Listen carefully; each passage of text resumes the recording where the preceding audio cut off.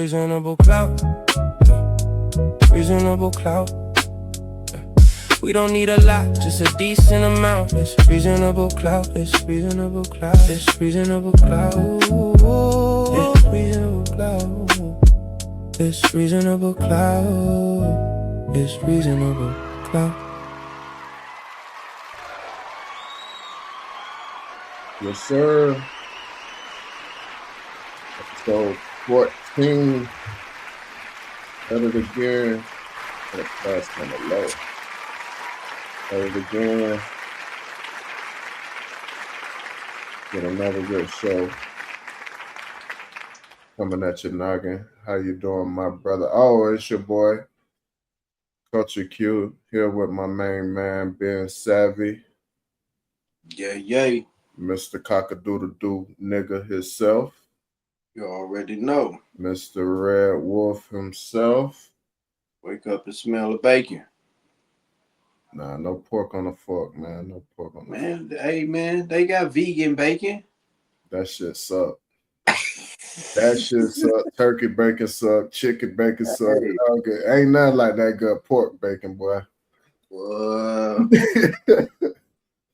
I had to make somebody some of that special vegan stuff. I was like, bruh, like, why is we going through the simple fact of, hey, man, either you want the meat or you don't want the meat? Hold on, no. Let me talk. Okay.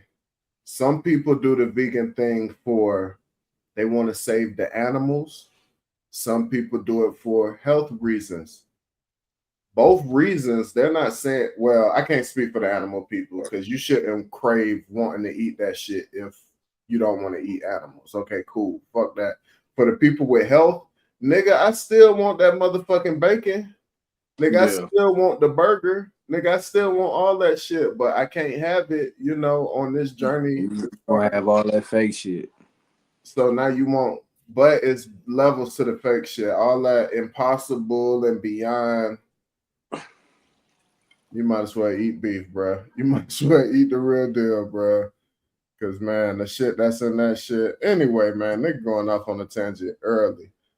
We welcome y'all, man, to the Reasonable Clout podcast, man. Make sure y'all follow us on social media at Reasonable Clout Podcast, on X at Clout and Reason, and on YouTube at Reasonable Clout Podcast. Make sure you like, comment, subscribe, share, run up the hype, do all the things. Get us in the algorithms. How you doing, my brother? Great on the mission to be greater. Yes, sir. Don't stop till the casket drop, Yeah. One of these days, you got to give us your real feelings, man. You can't be on that every week. Niggas go through up and downs, B. Right. That still don't stop the mission. Okay. A nigga still no matter what's going on, a nigga is still on a mission to be great at this moment. And in that process, you striving to be greater. And that whole thought process goes all around whatever situation that you facing. You know what I mean? That you know whatever that you coming up against, that I am greater than this. You know what I mean? So, that's why it'll always be a forever constant with me. You know what I mean? I'm not gonna sit here and say that things don't happen. They happen every day. Remember, I think I spoke about it to you last week. I don't know for sure, but listen to a motherfucker that was talking about shit. It's, when it comes to problems, it's like you either always coming out of some problems, or right? You're on your way in problems, or your ass on your way to looking at some future problems. Problems always in the cut, always in the bushes, waiting. Those are like challenges. Good. Those are challenges that we gonna keep having daily. You know what I mean? So, in those moments, you gotta strive to be great. You can't let that shit break you. You can't be sitting there crying, talking about, I want to go home. Hey, nigga, sometimes I be wanting to cry. I'm ready to go home, nigga. These shit's whooping my ass, bro. Niggas For cry real. every day, B. You be all right. Yeah, yeah, Me.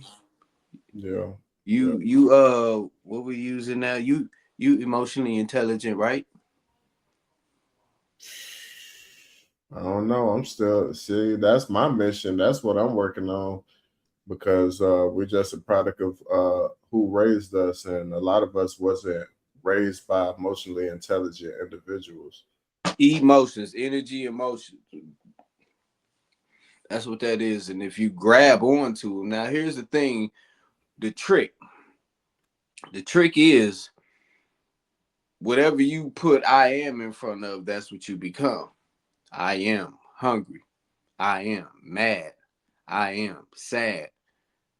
When I meet you and we greet each other, you say, hey man, hi, I am Culture Q. Hey, what's up, bro? I am being savvy. Mm-hmm. But when we start putting other things in front of it, I'm pissed off. I'm heated. I'm depressed. You become that energy that's emotion. Remember, everything is energy, frequency, vibrations. They around us all the time. If you don't believe it, every day somebody around you is on some Bluetooth shit and you don't see not one wave connected. Mm-hmm. Or you'll hit that button and you don't even see anything connecting to that, but you already know. Mm-hmm. We don't think the same in this level, you know. So For the first time watchers and listeners, this is not a super woke podcast, so just bear with us. We just on the, you know what I'm saying? We sometimes we have to go into those galaxies, you feel me? And we yeah, sometimes you know you gotta hit the one fish, two fish, red fish, blue fish. this is not the Super Woke podcast for the first time. Listen, Yeah. No, I no. mean the regulars, y'all already know how we get down, man. We're gonna tap in when it's time to tap in, man. What we start with, man?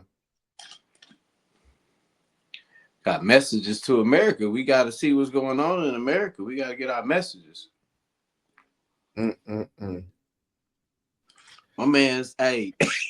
Miss Charlotte Kirk, bring your ass down the aisle to the front. You got to come to the front, man. You gonna give out the award already? We ain't even. That's no. But she is getting an award. She is getting an award. That's crazy you said that because she is getting an award this week. But no, I was saying she just need to come to the front, man, because she out here wilding, man. She wilding. No, but this is the irony of it. Ain't this what you? Okay, let me get to my notes because this in my notes, bro. Ain't this what Drewski was pointing out? That look, everything he said, then he'll do that look into the camera. Yeah. Every time he say something, then he'll do the same look into the camera, dog. Hey. Was Drewski right about? Okay, hold on. Let's stop. Let's rewind. Let me introduce this topic, man. We got Erika Kirk, I believe, Saturday night. She figured she would address everyone she felt like she needed to address. She ended up attending the White House.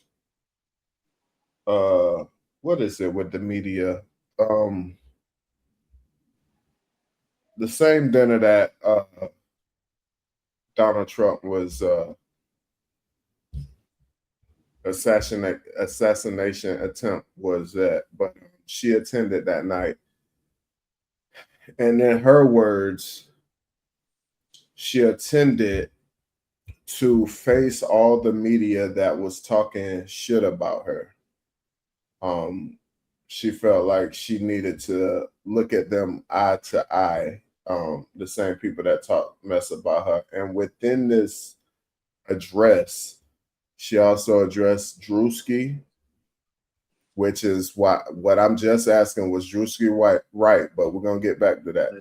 She also addressed Candace Owens, who alleges that she is behind my husband.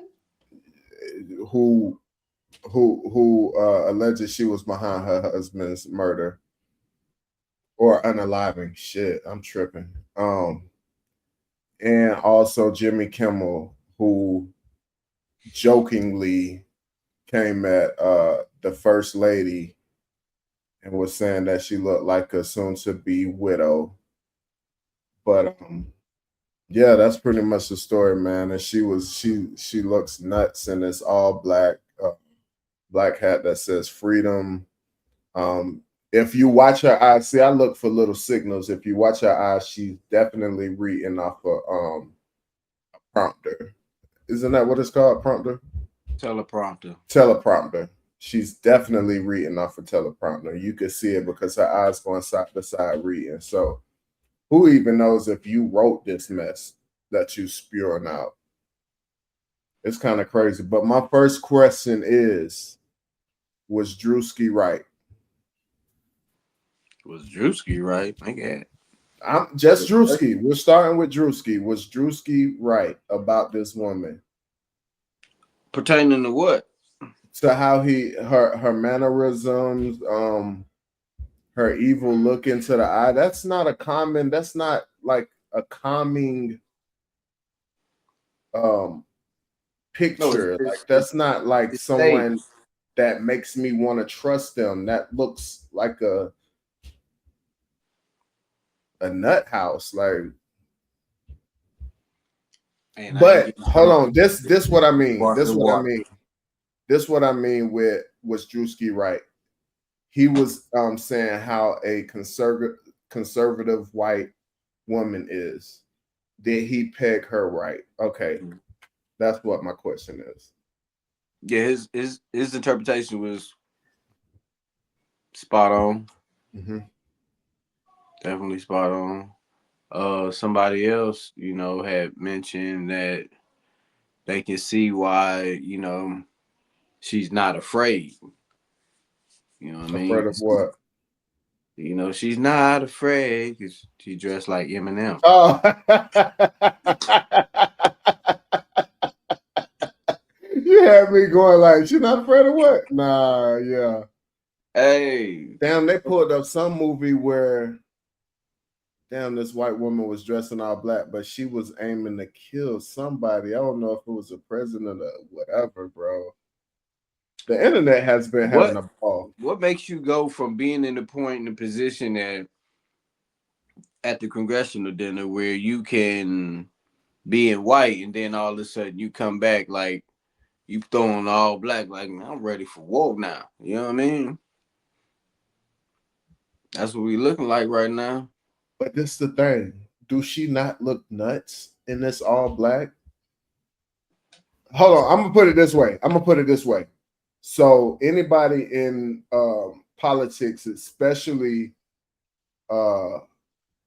like presidents or senators and all, I ain't never seen none of them looking like that. Hold on. They actually have specialists. Oh, wear this color tie. You don't want to wear that color tie because it's gonna create disaffection, or that you want to show that you're confident. You wear this kind of. They have people that break all this shit down. It's nobody that's gonna come to her and say, you know what you should do? Nope. On that all black. No, they told her that shit was all good. And that's where they were all wrong. She needed to have, okay, if she would have had like, I don't know, like a dress on blue, like this just looks nuts, bro. She was ill-advised, bro. She came woe ready. Then you look crazy. I specifically chose this image because she looks insane in the eye. Everybody come take my hands, take my head, walk this way together. Hey, looking ass. She look crazy, but let me uh, go through my nuts. I already said how crazy she look. Oh yeah, she not beating the allegations, bro. Everybody alleging like she's behind her husband's unaliving, and yeah. it's like she looked way more broken up and This look like disturbed. the outfit she probably had on after she took off. After she threw the gun away and shit. Right. She dressed like the gunman. Shit, it's man. But I talked about how crazy this all black looking. Um, we see that she addressed already named. She addressed Drewski Candace Owens. Oh, what you think about that? Because I feel like you brought this up. The Drewski episode where we was like, could she possibly be behind her husband's unaliving? And now you have her targeting Candace Owens. I don't know how familiar you are with Candace Owens, but she's targeting him, targeting her, saying that she's accusing her of being behind that. Do And you that know bring when any validity to what our thoughts probably already was? you know when you know shit crazy when a motherfucker you don't like you sitting there agreeing with it because I don't really fuck with Candace Owens like that. You know what I mean? But on this particular topic, Mm-hmm. I see eye to eye. Mm-hmm. And there ain't nothing wrong with people not seeing eye to eye most of the time. But on Yeah. this particular matter and subject, yeah. I think it's better when you could not see eye to eye all the time, but you can find a situation where you can agree with a person. That shows that you're not being biased. You know Mm-hmm. what I'm saying? So that's actually the way to go. But the only reason I can't say I have a crazy view of Candace Owens because I feel like we were told we're supposed to hate her. So I just been throughout time collecting my own evidence of Oh watching no, I listen. like her. I'm not saying that's your stance. I'm just saying for me why I ain't on one or the other side of the fence with her. Yeah. You know what I'm saying? I have Nobody's actually side of the fence either. right, but It's a whole little world. true. But so I've been listening to some of her stuff too. I even watched some of her videos pertaining to Charlie Kirk because Candace Owens actually was running with Charlie Kirk before he went on this whole little what Turning Point America shit. She Mm-hmm. was he was running with Candace Owens, you know what I'm saying? And they had this thing going on. So I don't know. I don't even know if there's much more to say about this. Oh, so what do you feel about Jimmy Kimmel? She came at him saying how you know, she tried to shape it as if he was joking about the first lady being in a situation where her husband, the president, was going to be assassinated soon, when actually he was saying, this nigga looks sickly. You're going to be a widow soon. Yeah. The nigga old. He gonna be up out of here. I've heard that the nigga wearing Pampers now. You know what I'm saying? So it's like, but they trying to shape the narrative like almost he predicted this attempt on Trump. Yeah.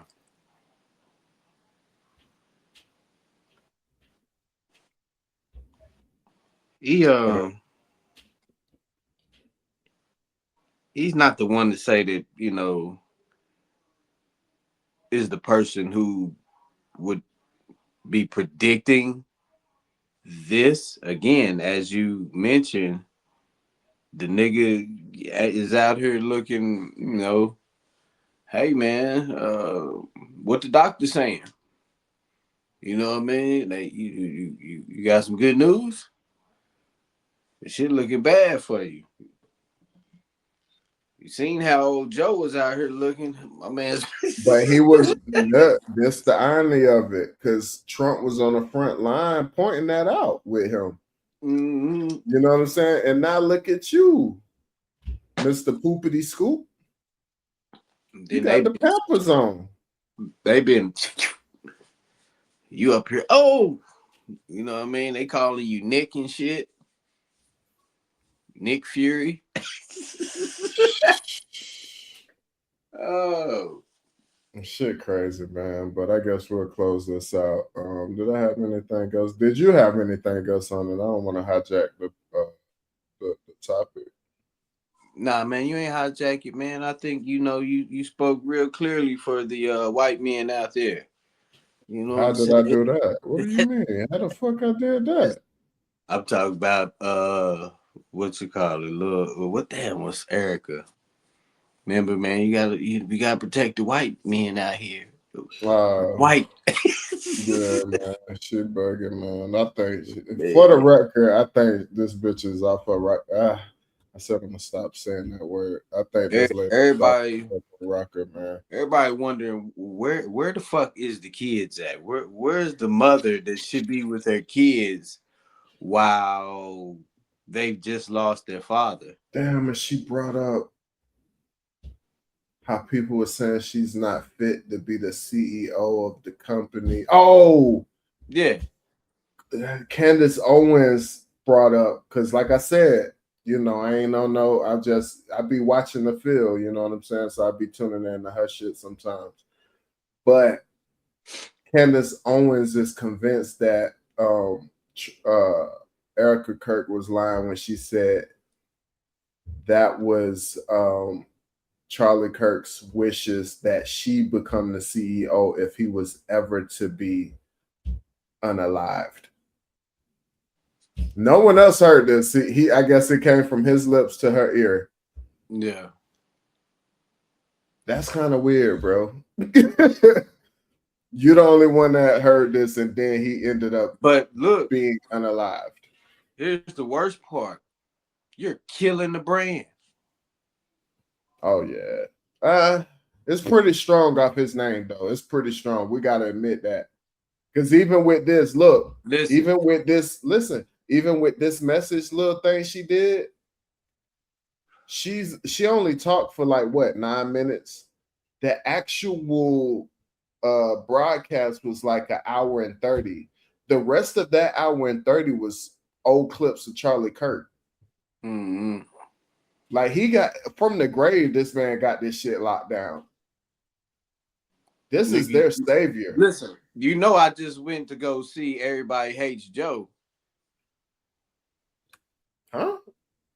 Yeah, nigga, I told you I took moms to go see moms and my youngin to go see. I didn't know that was the name. I didn't know that was the Yeah, that's what no, we're gonna get there though. Hold on, wait, because we're gonna get there. So don't go into that. We're gonna get there. Because I do want your review. Yeah. So don't go into that. Whatever you was about to do, let's do it without going into that. Yeah, man. All right, let's see if we can. If you can't, we can get back to it when we get to that topic. Are we good on this topic? Yeah, we good on this. Okay. Oh, like my man said, I guess we might as well get it on out the way, man. Let's get her applause queued up. Because she definitely would. And I ain't even discussed it with my dog, but I don't think he'll. I second the motion.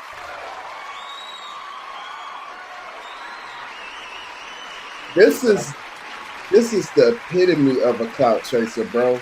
This whole thing was clout chasing. Was it not? I don't see what other purpose it is that America cares about what the fuck Drewski got going on. You know what I mean? Jimmy Kimmel. These is motherfuckers who don't pass no laws, bro. Right. You're right. They not the motherfuckers who unalived your husband. Can we address that? Can we clear some shit up out there? What the fuck's going on in that circle? Can we focus on that? Because if it was Charlie, I'm pretty sure he'd be on this shit every motherfucking day. If it ended up you being the one who Also, I want to say, and I don't know how this shit go age, but I want to say, I watched some of Charlie Kirk's material and his stuff. I won't say he was all good, but they putting a lot of bad smut on this man's name. I don't think he was that bad, bro. he lost. Some of his views, I don't know. I listen to it. It's like I don't hear what y'all hearing, bro. I don't hear him going crazy. You didn't hear when he was saying how he felt. Now just think, you just had a black astronaut, get sent off, correct? Correct. Flying a little capsule or whatever the fuck they calling it, right? If you want to believe that, yeah. Yeah, man, they went out in space, bro. Come on, man, don't do this, man. Don't Yeah, do this. Go ahead, don't miss your point. I'm with you. Hey, but anyway, with that being said, he was like, he wouldn't feel that a black pilot would be qualified to fly a plane. He'd be looking if he'd seen that and be questioning if this person was actually supposed to be there. You know what I mean? But I think that was the naive view, point of view from him. It just was naive. He's only regurgitating what he's been fed. So if he was fed by the news, by his peers, by his elders, by white America to think in a way, look at a certain people through this lens point, that's what he's going to believe. And Martin Luther King. So Martin Luther King, and I don't really, rock on that behalf, but Martin Luther King was not supposed to have a federal holiday. But we should be celebrating him. Definitely, and he's against it. Yep. So, like I said, I don't second everything he say. You know what I'm saying? But to just make it seem like it was 90% demon time, I don't agree with that. Like he was running with Candace Owens. This before all of her her controversy. You know what I'm saying? This before she got in that bag. You know what I'm saying? They were together. I think after her, a certain people got to him and put agenda behind him. Who knows? Well, I ain't gonna say that because we know the day that he got, unalived, he was talking some bullshit. So we can't say he was about to go against the program because it looked like he very much so was with the program. So all the way. Anyway, man, we're gonna close this out, man, before I piss my man off over here. You piss off. I'm just talking shit. Where we going next, brother? Make it short and sweet, man. Like your relationship. Oh, okay, I see what you're putting down. Megan the Stallion and Klay Thompson. On to the next. Breaks up. On to the next. After a relationship less than a year long. They call it quits, man. Hold on. I'm tripping. Woo. I almost canceled the artwork. My bad. I'm trying to multitask. Anyway, let me lock in. They call it quits after a relationship less than a year long. I guess Klay Thompson told Meg that he don't think that he's ready to be monogamous. You still wanna, If most men would say that, 90% of the problems would be eliminated. okay, hold on. I love that thought because we're gonna get that because that's actually one of my questions. So yeah, they broke up after a year. They was together. I think they even bought a house together. He named his boat after her. They showed her cooking for him. It was just his lovey-dovey, da da da da. But yeah, that's pretty much the gist of that. The question I want to ask you, was he wrong for telling her that he was not ready to be monogamous? No. Elaborate. He wasn't wrong. I'm saying, why wasn't he wrong, my nigga? Why wasn't he wrong about Okay, saying I'll take that, over. nigga, Okay, I'll I take over. don't want to be in a monogamous relationship? This is Because what this I is what can't say what he would have been thinking. I could that's say, not what I'm that's not my question. What a lot of women are trying to make it seem like is, oh, he can't be monogamous. He want to be a cheater. He want to da da da da da. He want an open relationship. Da da da da da da da da. My thing is, we should be saluting this man, just like you just said a second ago. That's why I said elaborate, so you could get into what you was just saying. yeah, More men should do what he did because he just was straight up honest with her. Like, look, I know we in this thing. I know you wanted to be serious.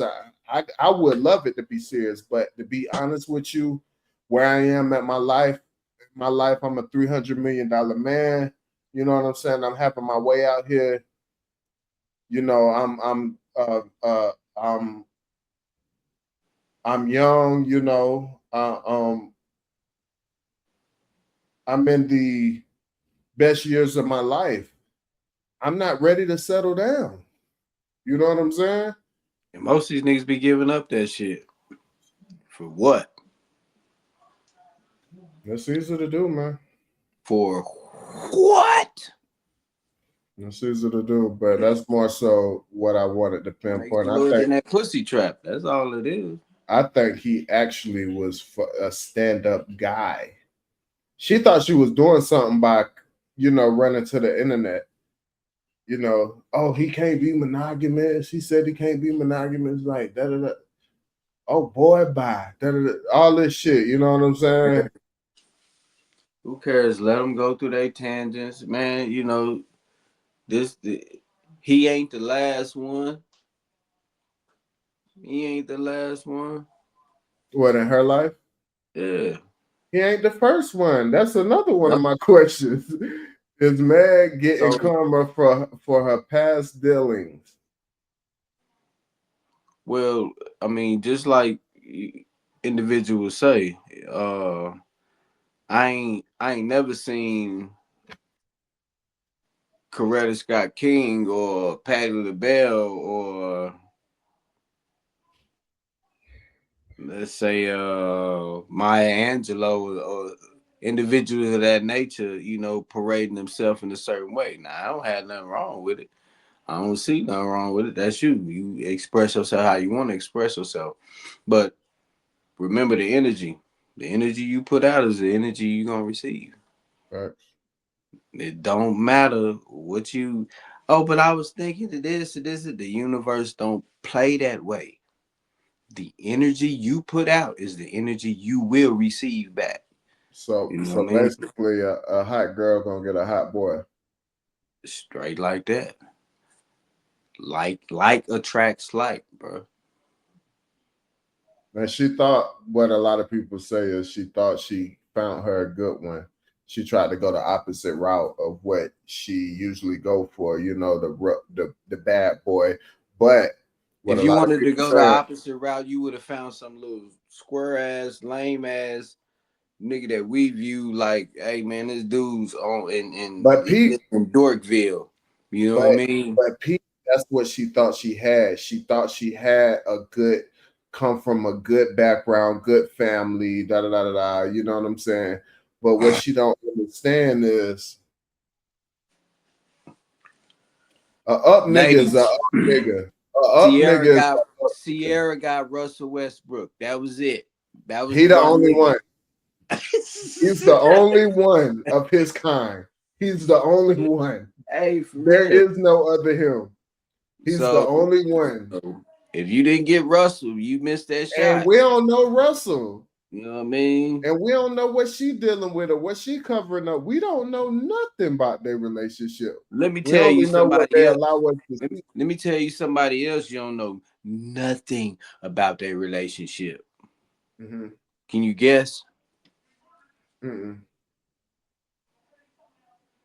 Hey man, when you ever heard anything about Stedman and Oprah? My man's ain't saying nothing. He is collecting the check, licking floors, or whatever he got to do. He is out of the way. And you know, Oprah could have her way out here. I don't care. I don't care what you say. She can have anyone she want, bruh. You better Anytime. believe that. Probably do. We don't know what's the deal. Her and But Gail may be, you know, the rumor. rock, I paper, scissors. I don't even want to be saying that while sipping tea, man. Rock, paper, scissors. But one more thing on this. One more thing I gotta know because this happened before we had the podcast, and I don't think we ever even talked about it. Where do you stand on the Meg and Tory situation? What do you think happened in that situation? I think I don't know how real that was, Mm-hmm. but I think I just seen some shit where they said the girl that was there, let it be known that, hey man, I shot the bitch in the foot. I haven't heard that. From the last I heard, she been denying it, but that is talk that she was actually the one that did it. Mm-hmm. So either which way it goes, it was a deep. It's some deeper shit going on. It ain't even My follow-up question: do you think Tory should be locked up right now? Nah, not over that shit. I But I also don't know what else is going on. Well, I'm saying just according to the Just according charges. to what had happened Yes. and how we listened to everybody's different statements that was presented to the public, Mm-hmm. I would say that nah, he shouldn't be. Right. No, that's facts. There's multiple witnesses saying the Well, I can't say same. that's facts. I agree. No, I'm saying it's multiple witnesses saying the same thing.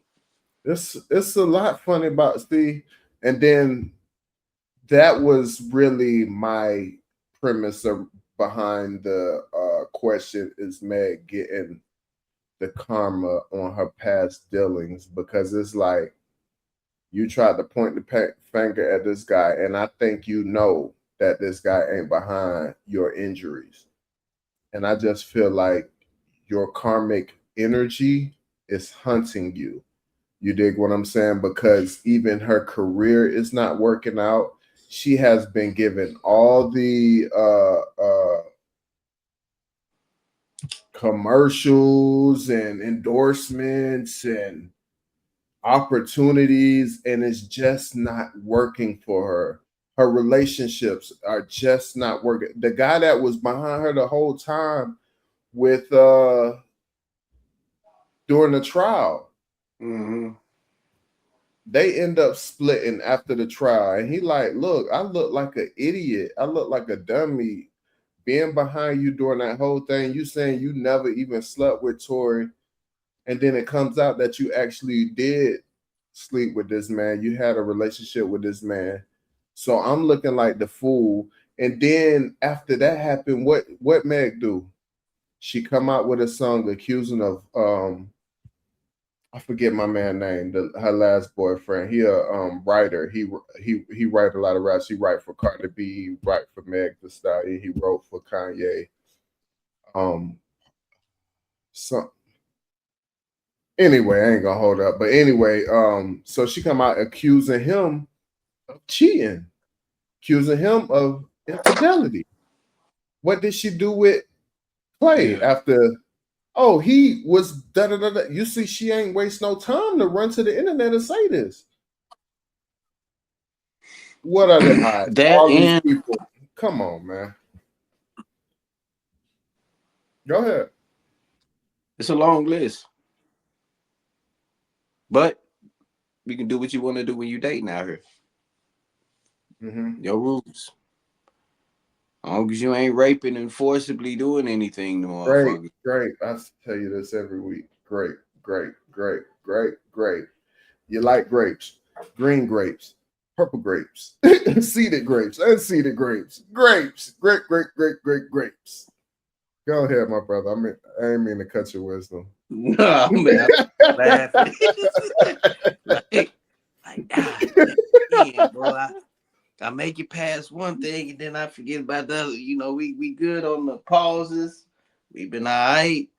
We did. We have been having a little run. We ain't been hitting the. Let me just hit the phone time sake real quick, man.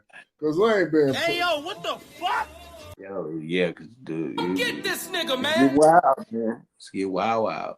Huh? You gotta get, hey, yeah, let them know. Huh? Hold up,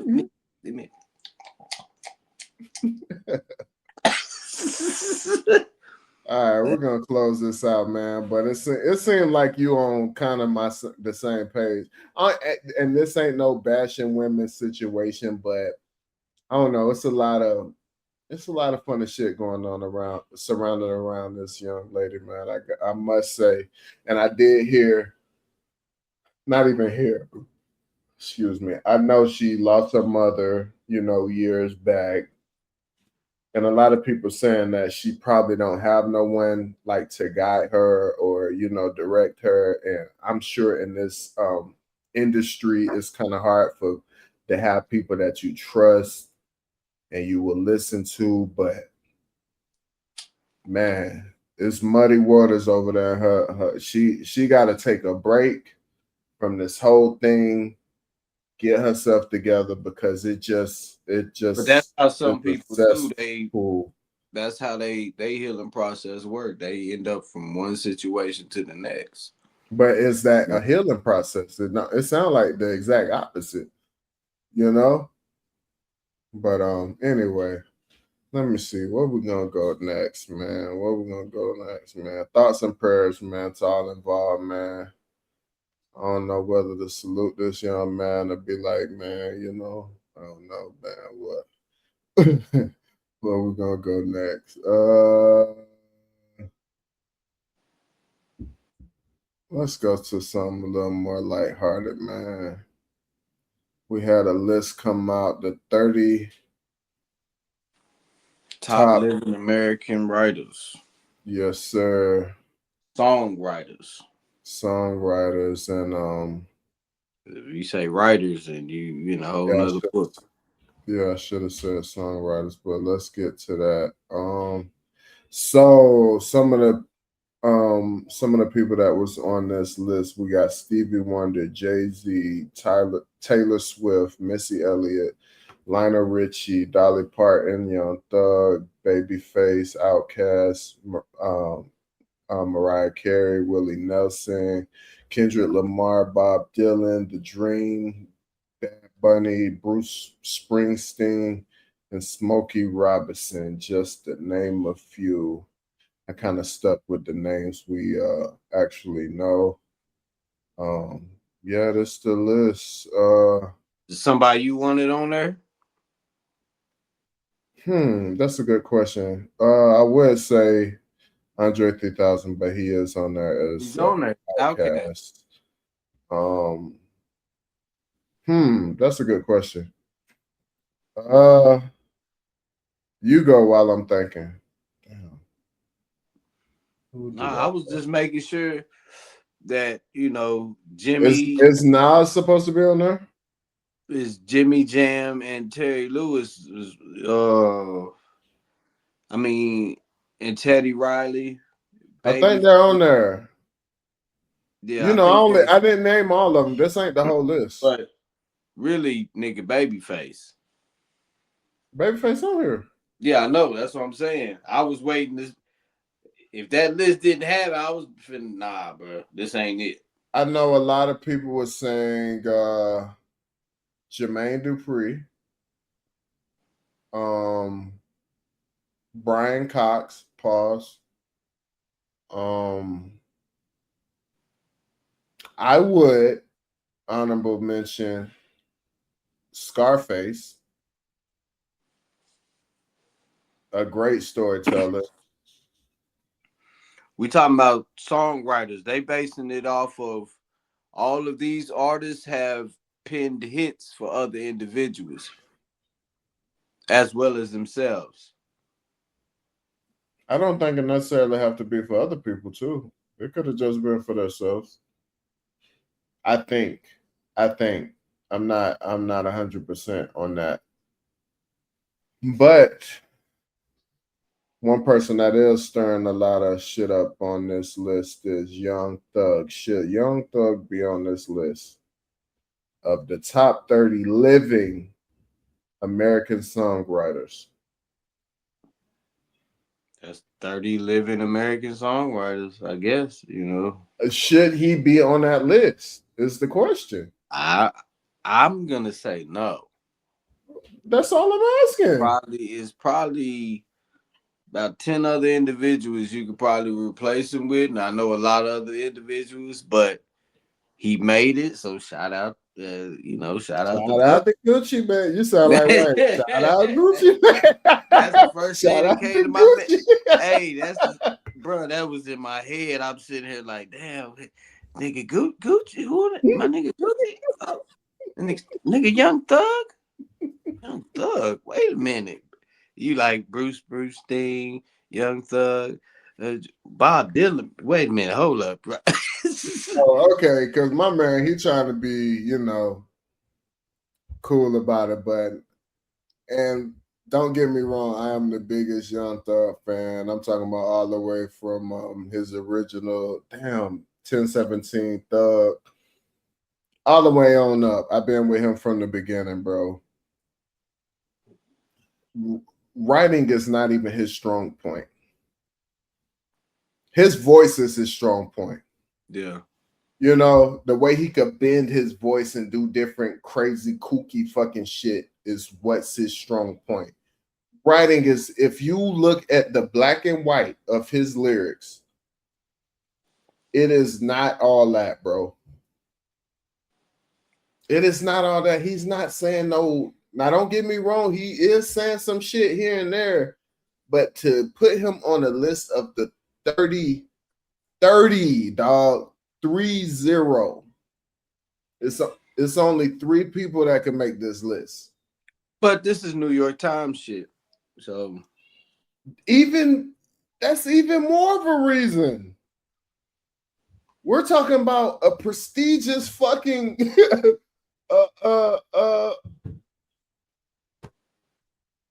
I can't think of the word right now, but come on, dog. They ain't tapped in like that, man. You would have to be tapped in to put Young Thug, because if you wasn't tapped in, you wouldn't put Young Thug. He's not even the most famous nigga, bro. What you think that case did? Garner him as one of the 30 top living fucking songwriters? No. It, man. Yeah, man. That was it. That was the defining moment. They was listening to them lyrics in court, bruh. Like, yo, you heard what? Yo, did you hear? Bars. That shit crazy. Hey, Alex. Hey, that Young Thug? They was on that, bro. Young Thugger. Young But let's Thug. before we Young get out of this, T-Hug. New York Times did interview Jay-Z. Did you get a chance to check it out? Or no? I didn't finish. You could be honest. You could be honest. No, I didn't finish it. Okay, so some of the and it was a lot, so don't let me kind of dumb it down, but I like some of the things he was talking about. Biggie, how he rhymed, how the however was so significant. Did you see that clip? Yeah. I thought that was fucking brilliant. I actually like the way Jay-Z looks at lyricism, like how he breaks it down in his brain. You know what I mean? Process. Yeah, like even he talked about the Pimp C verse on Big Pimpin', how he just at first he was like, "What the fuck is he doing?" And then by the end of it, he just knew like, "Oh shit, he just did something with that verse." That's what separated them. That's what separated and made that song. Now it wasn't just a one particular line. Rapidy rap. Did it double time. Because you know Bun B, he did the same thing with his verse. You know what I'm saying? Double time. Sorry, yo, come straight up at the bar. He did it. What he did was he heard Jay-Z verse, and then he did the same thing. And you have those artists that do that. They're going to match your energy on your song. But what Pimp C did, smoking, pulling up, he slowed it down. Up. Yeah, and became one of the most remembered verses on that. You know what I'm saying? All my cars got leather and wood. We call it tuss. Yeah. Now what you know about them Texas boys? Yeah. He brought that twang to it, man. But also they're asking, was he shooting at Drake when he was pointing out that rappers are not rapping at their age, essentially? You know what I'm saying? Like they're trying to keep up with the young guys. They're not talking about being a father. They're not talking about, you know, things that comes. He could be talking about them niggas that was going at it with 50.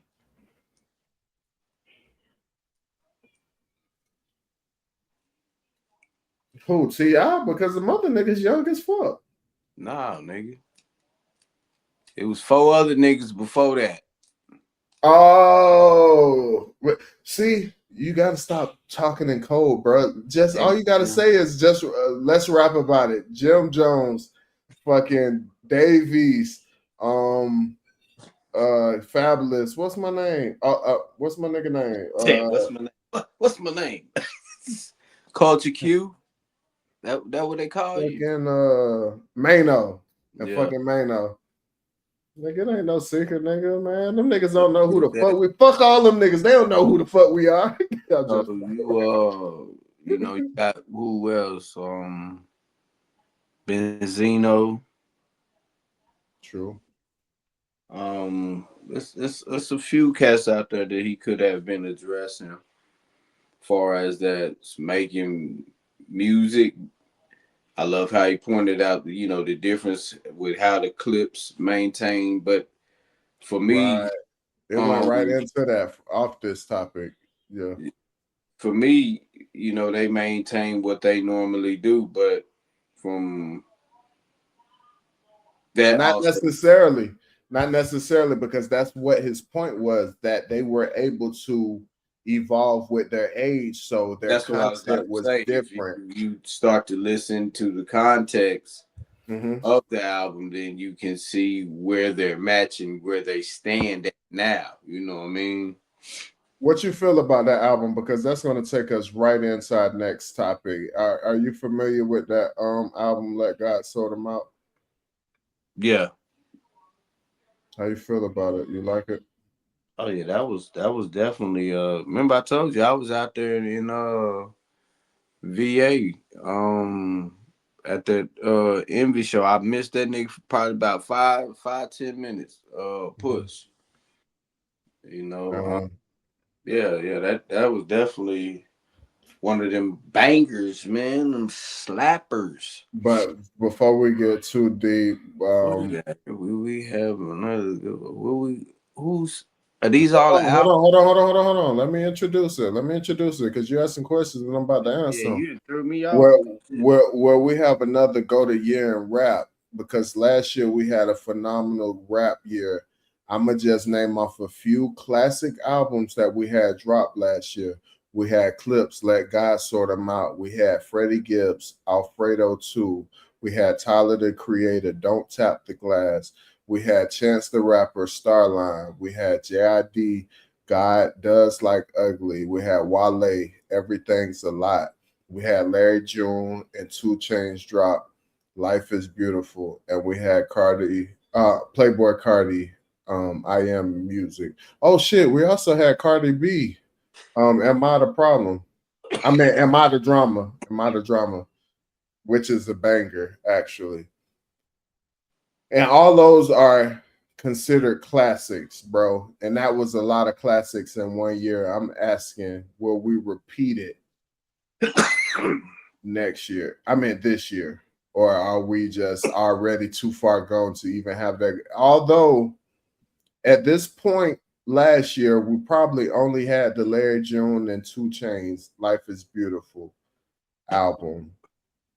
Maybe Tyler, the creator. I would have to check the dates, but that's probably all we had so far last year at this point in time. So we still have a lot of calendar left, to have another classic year. Do you think we can repeat last year's success? So you got King. Yep, that's one. Cole. You think Cole won? Yeah, you can't. That's undeniable. Go ahead, let it out. You try to hold it back, Cole. You talking like go ahead, let it out, man.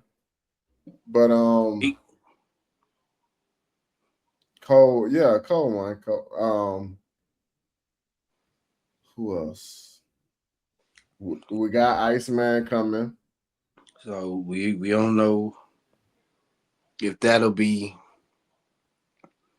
one of them ones or some shit. We'll see, because he also released last year "Sexy Songs for You" with Party Next Door.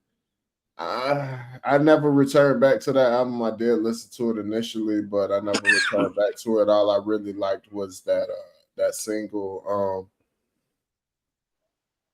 Damn, what's the song? Is it Stacy? Is it Is it Nokia? Nokia. That's my shit, Nokia. But I don't know. We'll see, man. We'll see, man. But last year was definitely a banger for rap albums. It's a little quick hit. What made me think about it is I was listening to the clips, and then after the clips, I went ahead and put on that Freddie Gibbs, Alfredo 2, and I was like, damn, last year was so classic for the albums, bro. I love that Chance the Rapper. I love that JID. I love that Wale. I even fuck with that Playboy Cardi. I ain't even gonna lie. I know I'm out of the age range. I really wasn't on nothing last year. See, we gotta see what we have to do. I missed that Freddie Gibbs too. What we have to do. Too. What we have to do. We have to go back and listen. We need to do album reaction to these bangers. You might fuck with Freddie Gibbs. I don't know. It's hard to pinpoint your taste, so I can't say for sure you'll fuck with that Freddie Gibbs, but that might be my favorite album last year. Over the Cliffs. It might be my favorite album last year. That shit just flow, bro. It's just masterful, man. I love that album. I mean, you can check it out on your own, but I wouldn't mind us doing a review of or a reaction. You'd rather have us do the review because you get the best response. Yeah, this shit. I think that'd be dope. I won't even listen to it. We'll just have to pick a day where we go ahead and knock this shit out. Yeah, sure. We could. Well, we'll talk off camera, man. We'll talk off camera. Yeah. All right, where we going next, man? Here go another quick hit, man. It looked like they're rebooting A Different World. I feel like we mentioned this probably last episode, A Different World, and here it goes. They're rebooting it. Nigga, you definitely in a different. Hey, What? Hey, man. Shit, it's a lot of motherfuckers from that cast is in a different world. Shit. You elaborate. I don't even know what the fuck you talking about right now. A different world, the upper room. Not these people in the fucking picture. This a No, new I picture, said nigga. it's a lot of people from that cast during that time. You got to remember a lot of the older individuals who were the teachers and the professors and stuff Yeah, like but that. we're talking about the core. These niggas, man, the core, nigga. The nigga with the glasses, the other nigga with the glasses. Hold up, The bro.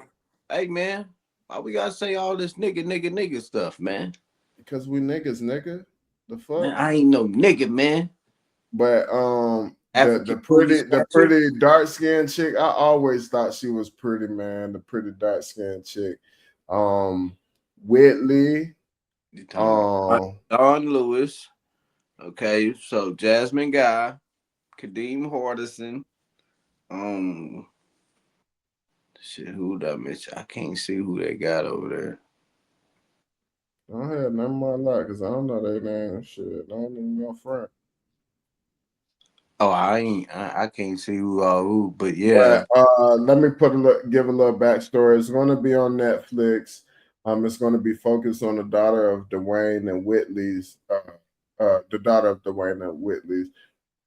It is going to be directed and executively produced by the original director, Debbie Allen.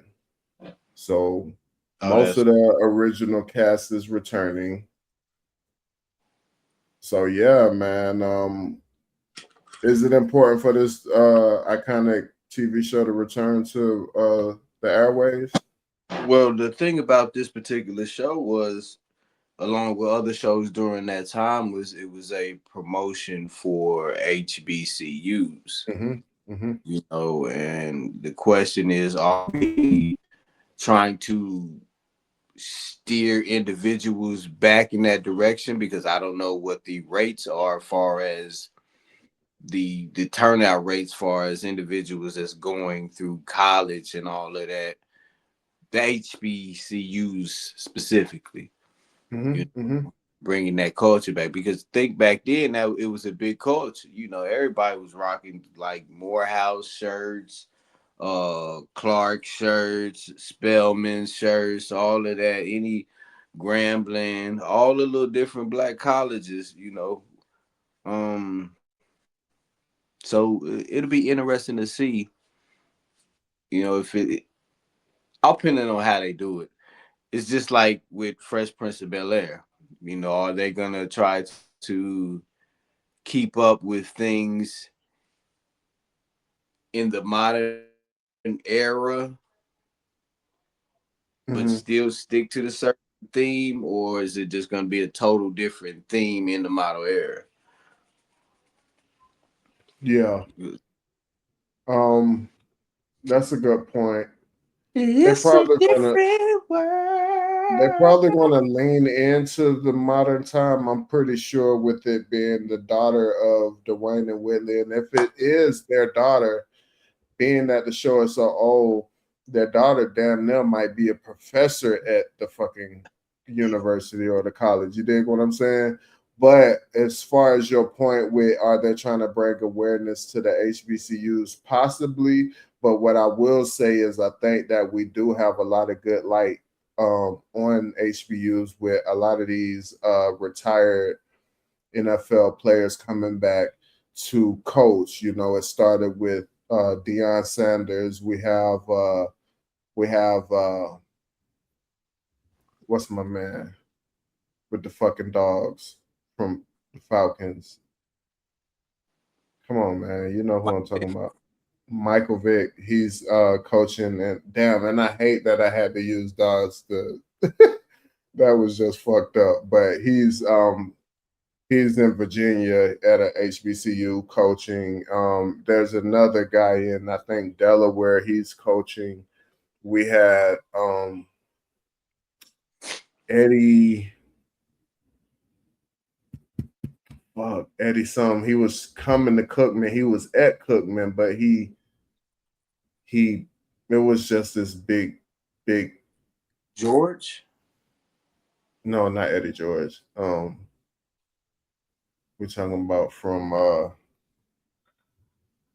See, now you got me. I gotta from Miami Hurricanes. You about to fuck me up. No, I got you. I got you. Eddie, watch his name part right up. Eddie, come on, I saw him right.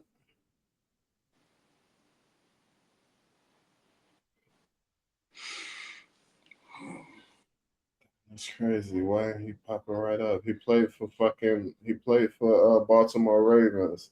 Eddie Jones. Oh, you said Eddie Jones? I said George. But Oh, Jones, I think yeah, Eddie Jones. I think it might be Eddie Jones.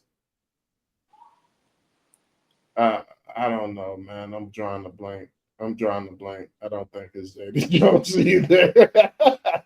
I'm drawing a blank. But anyway, I'm getting besides my point. We have a lot of awareness coming to the HBCUs. Guys coming down and lending their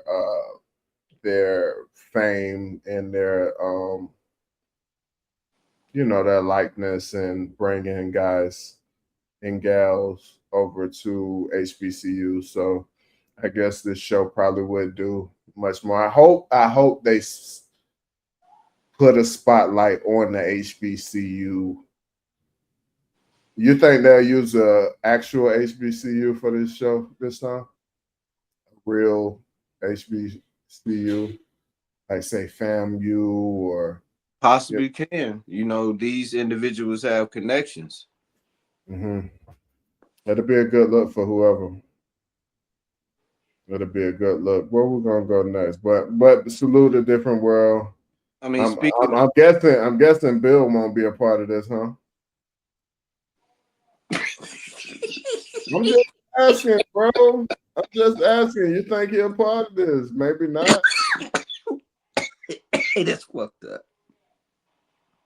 Oh, I got another quick hit. You don't even know about this. Oh, where you was gonna go real quick? Where you was gonna go? I was gonna speak about the black dollars. Oh, let's get there. Let's get there. Let's Since we go. were speaking about HBCUs, Mm-hmm. the connections, and individuals being able to go. So I But was we're speaking.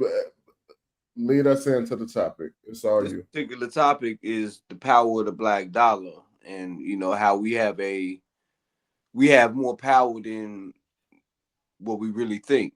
Um, in the black community in the United States alone, annually, let me get the numbers right.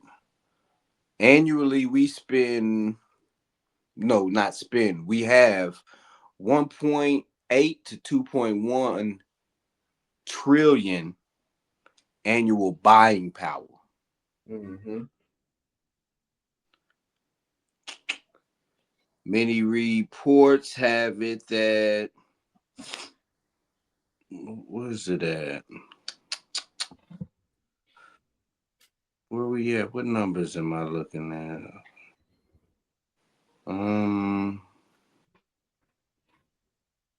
Out of that, yeah, I think that out of that it says like 272 billion is non-essential spending. Shit we don't even need. It ain't something that we deem essential. Mm-hmm. Um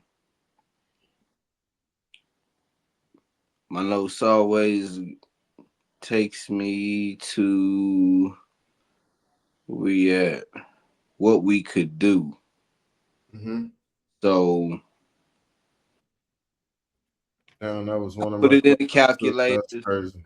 got some percentages, and it says if we just use 10 to 20% of that 2 trillion being circulated within our communities, we would have about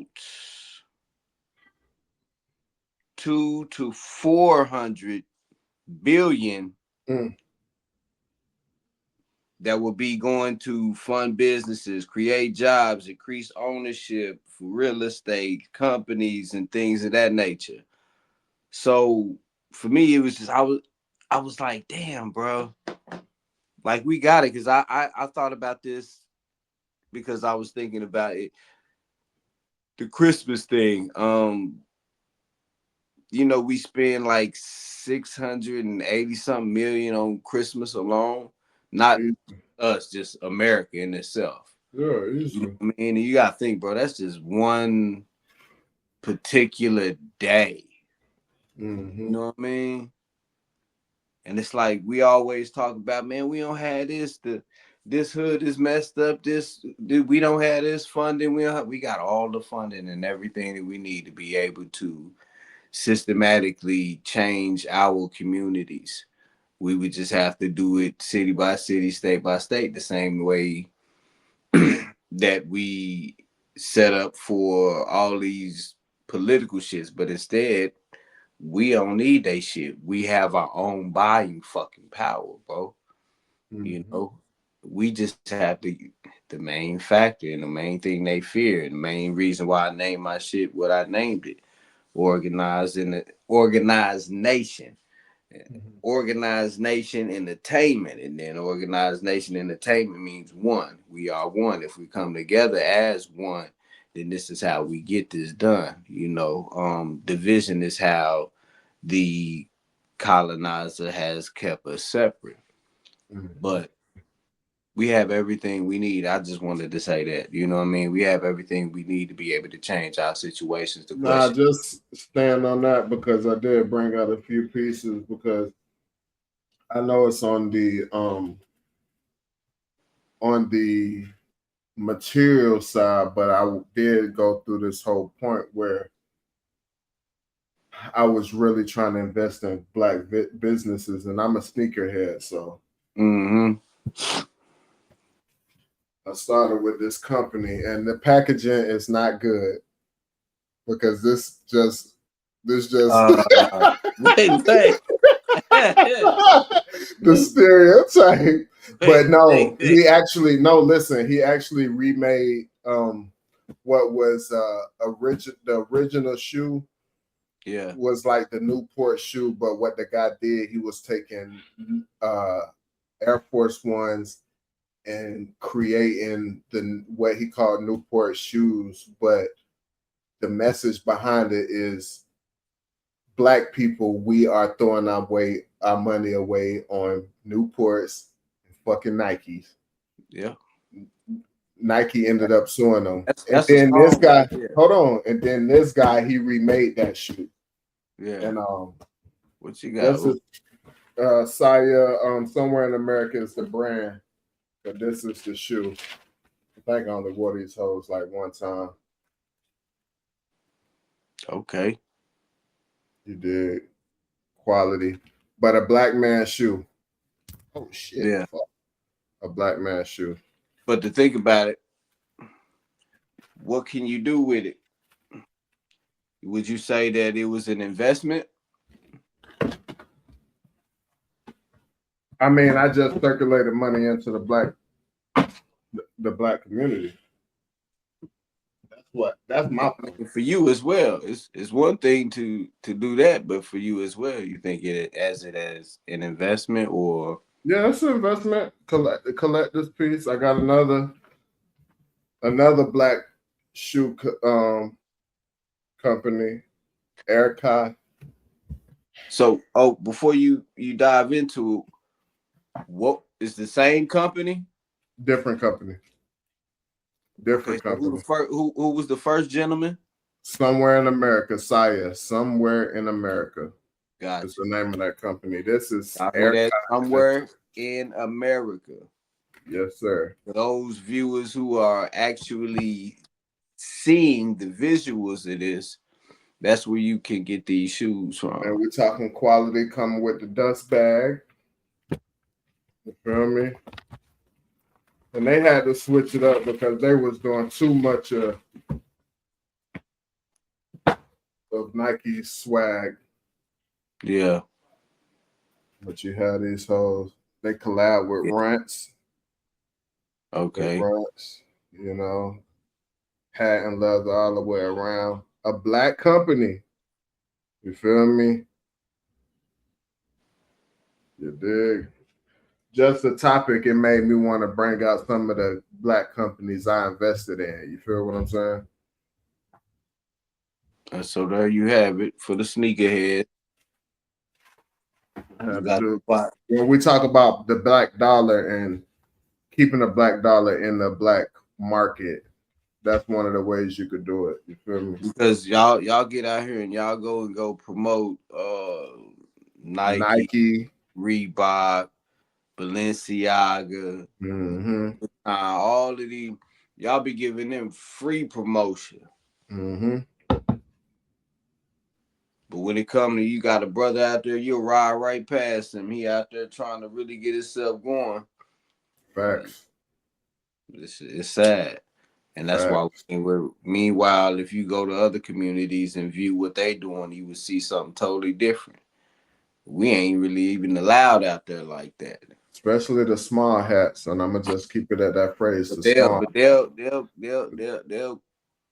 they'll come into our shit and set up shop, and we embrace them. Come put Mm-hmm. your gas station here. Come put your little fried rice spot here. Come put your pizza place here. Come put your spaghetti place here. You can't go to none of they shits and find any soul food spots. Even though I say soul food is bullshit because they ain't food for our souls. It was just, I massive think scrap. it was massive scrap, but what make it so food is we were able to take that scrap and feed our body. You know what I mean? And back then we were living longer because it wasn't no bullshit. These days it's a lot of bullshit in these. You know, even in the animals. We're not eating clean, even with the animals. You know what I'm saying? They being pumped full of steroids and what Hey, have you. these ain't animals, bro. But if we want to, I'm act just like saying that I'm saying the difference between back then and now. That's why our ancestors was living way longer. You dig what I'm saying? Than what we living now. What we eating now is not the same thing they was eating back then. So our soul food today ain't the same as the soul food back then. That's all. That's my only point. that's the design. Mm-hmm. But let's get into. I didn't even tell you about this one, man. Let's get it. Actually, let's go here real quick, man. Let's go to Dirty Diana, man. You know the story behind Dirty Diana, or could you guess what the story is behind Dirty Diana? I didn't see this when I was watching Everybody Hates Joe, so it's not real. No, well, that's what they're trying to say. They're trying to say the person Hey, they cut behind it said, they, "Don't." they cut the movie off before it got to that point. All right, so boom. So Dirty Diana, let's get a little backstory. I just seen this week, actually. Um, let's see where we at with it. Okay, so Michael Jackson and Diana Ross met after Joe Jackson had them put together to do some work. I think Diana Ross had a show back then. The Jackson 5 was on the show, numerous times. They were working side to side. And then Hold up, bro. Already, here you go, blaming Joe Jackson. Everybody hates Joe. hold on. We're gonna get to that. Trust me, we're gonna get to that. In this segment, you're gonna be able to get your shit off. But let me get through the timeline of Dirty Diana. And that's not even hate. I said Joe Jackson put them together with fucking Diana Ross to make them better, bro. he put them with them. They worked together. They went on her show. Boom, boom, boom. And then they Michael Jackson and Diana Ross met again on filming The Oz. We're familiar with that, right? They both were The on what? there. The what? Hold on. Did I get that wrong? Hold on. I Man, did get it wrong. Hold on. Wait. I did get that wrong. The Wiz. Fuck. Wait a minute. The Wiz. We can't drive too The far. Wiz. I got you. The Wiz. The Wizard of Oz. That's how I got that messed up. But the Wiz. Okay. So they got back to what together filming The Wiz. I notated that wrong in my notes. And during that filming, they spent the night with each other after, partying all night. And then Diana Ross's assistant asked Michael Jackson, did they make it do what it do, baby? And he said, you're going to have to ask her. And then there was a clip that, not a clip, but someone said that Diana Ross said, the next song was Got me working day and night. Hold on. So then it was said that Diana Ross said, well, he's definitely not gay. You did what I'm saying? And from there, they hid their relationship between the two. You feel me? Until Michael Jackson proposed to Diana Ross in 1981. He proposed to her. And she accepted. And she flaunted her ring. But you know what happened after that? People started having a problem with that. Why? Because there's a 14-year gap in between their age. 14 years. Yep. And after she was on the other foot, what would it be? Hey, man, listen. Let me hold on. Before you get in your bag, let me finish the story. So, boom. So, after that happened, she broke it off because she couldn't handle the backlash. People saying, oh, you robbing the cradle. Michael Jackson mama wasn't going for the shit. What was Mama Jackson name? Mama Catherine. She wasn't going for that shit. So Diana Ross ended up getting with a Norwegian tycoon in 1986. They were together until 2002. But before 2000, Michael released Dirty Diana. And some say the second verse was so crazy that Quincy Jones had to convince him to rewrite the verse because you knew who he was talking about in that second verse. But Quincy Jones had to say, hey, man, you're going to have to tone it down a bit. But if you go by interviews and this and that, Michael just say, oh, it was about it's about groupies. But in fact, it's about that cougar cat. What you got to say about this, my man? Maybe it's not as entertaining to you, but I thought this was a crazy story when I heard it. I had heard something about this a long time ago, so I just didn't know as far as the song. Mm-hmm. You know about some people say it's about Diana, Princess Diana, but that was debunked that it wasn't about Princess Diana. We can see who definitely could be the dirty Diana in the situation. You dirty dog head. Dirty dog. Hey. Then we're speaking on the age gap difference. Listen, man, that was Michael Jackson. Ain't nobody give a fuck about no age. Women, grown women, and little kids. He was out there having his way. Oh shit! Hold on. Oh, I was thinking that before you said the kids shit, man. Before you said kids, I was talking about the women, man. He was out here having his way with all the way bro. From old to young.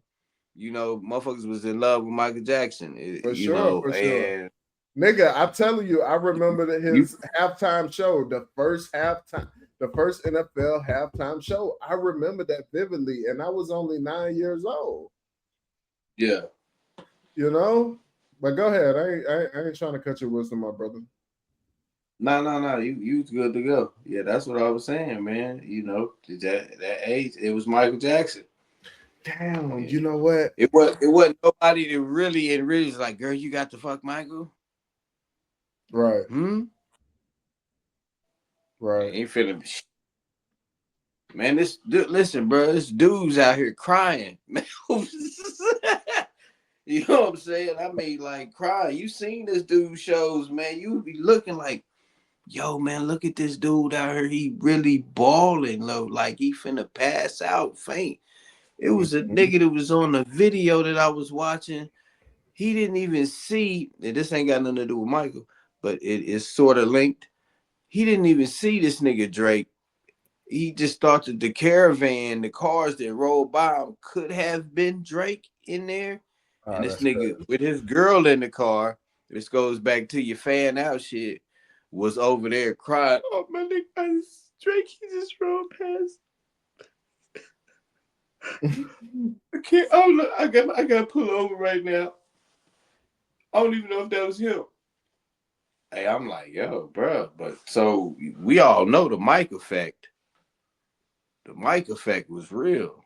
Hold on, we're gonna get into the mic effect. Pause. Let's do this right here, man. Let's see what the mic effect was, man. Chris Brown is a better dancer than Mike. Michael Jackson never did a flip. No, dog. He didn't have to. Dog. Word. Chris Brown's Doesn't better matter. dancer than Bitches Mike. was falling off. They fell out off the visual. Chris Brown don't do that. It's a fact. Mike pull up. do He that. don't say nothing yet. About The nigga don't have a microphone yet. He didn't make a sound, a noise, or nothing.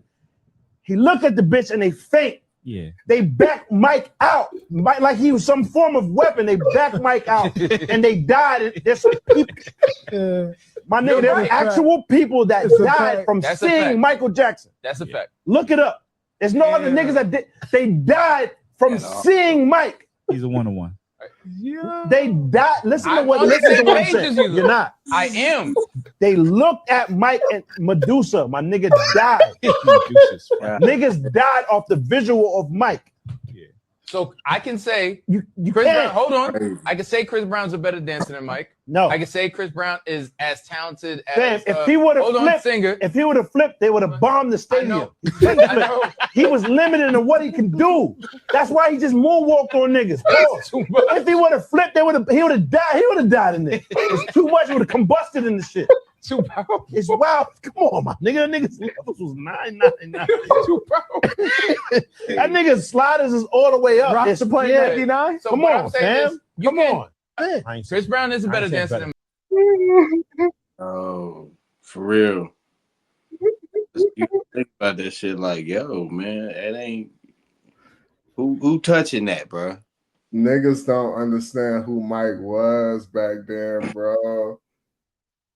Dog, that nigga was insanely famous, yo. I don't even know how he handled that shit. Well, then, I can't even talk about the movie till you watch it. No. Oh, that takes us in. I want you to do a review. Nigga, I know who Michael Jackson is. It ain't gonna take no enjoyment from the movie for me. No, man, this gonna take all the enjoyment away. Go for it, bro. I that's on my list. I want the Ben Savage review of the Michael Jackson movie, Michael. Go for it. Go. So it wasn't called the Michael Jackson movie. I don't think it should have been. I think the name of the movie should have been Everybody Hates Joe, because that was basically the theme was. And I also think part of the theme was that they were trying to explain why Michael was the way he was when it came to acting the way that he did. Other than that, nope. I was pissed off at the end. It was a long fucking movie. Hold on, this is a shitty movie review, bro. We already at the end. Like, what give me a review. Like, what was the highs? What was the lows? Was there any highs? No highs, wasn't no lows. Was the accuracy of Hey, Bubba Dub, trash. Damn. Everybody else talking about, oh, I loved it. Nah. You know why I like this review? Not just yours in particular, but every majority of people's review. Because usually when they are praising a movie so much, oh, this is the greatest shit ever, I go and see it and it's like, this shit ain't even that. So now I'm hoping they have the opposite effect with Michael. Everybody said it's trash, I go and it be the greatest movie I ever seen. I'm hoping that's what happens. I hope it do too for you, bro. We all have hopes. Hope is a powerful thing. You know? Keep hope alive. Got to keep hope alive. But yeah, it ended horribly, bro. We only made it to bad. Oh, you ain't heard? What? They already green lighted part 2. Yeah, fuck all that, bro. Part 2 coming. Hell no. It's greenlit. You know how many parts they gonna have, bro?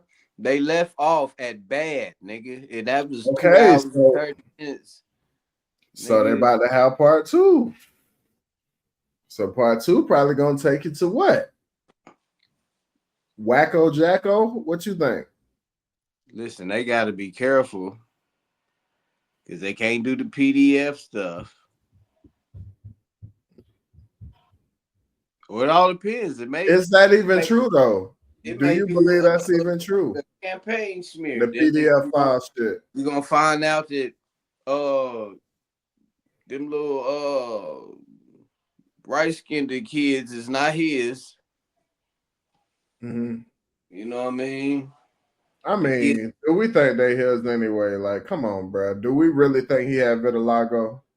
Them kids do not look shit like him at all. Nobody. Do we think this man really, his skin really turned that color? Come on, bro.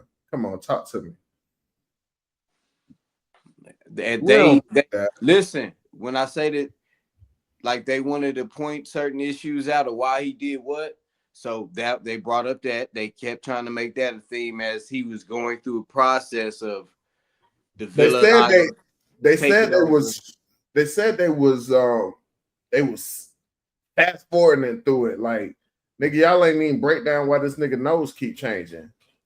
You feel me? Now he went through the first. They brought that up as well in the movie where why he wanted to get his nose done. He wanted it to be symmetrical, but they were saying it was his daddy. They said his daddy called him Big Nose early. Yeah, so I was about to say that. So this is where we go into Everybody Hates Joe. So because hold on. Let's pause. Time out. What's up with you and Joe Jackson, bro? What you think he was doing God's work? Because you said everybody hates Joe. Everybody. Hey, listen. Even Joe Jackson was heaven sent.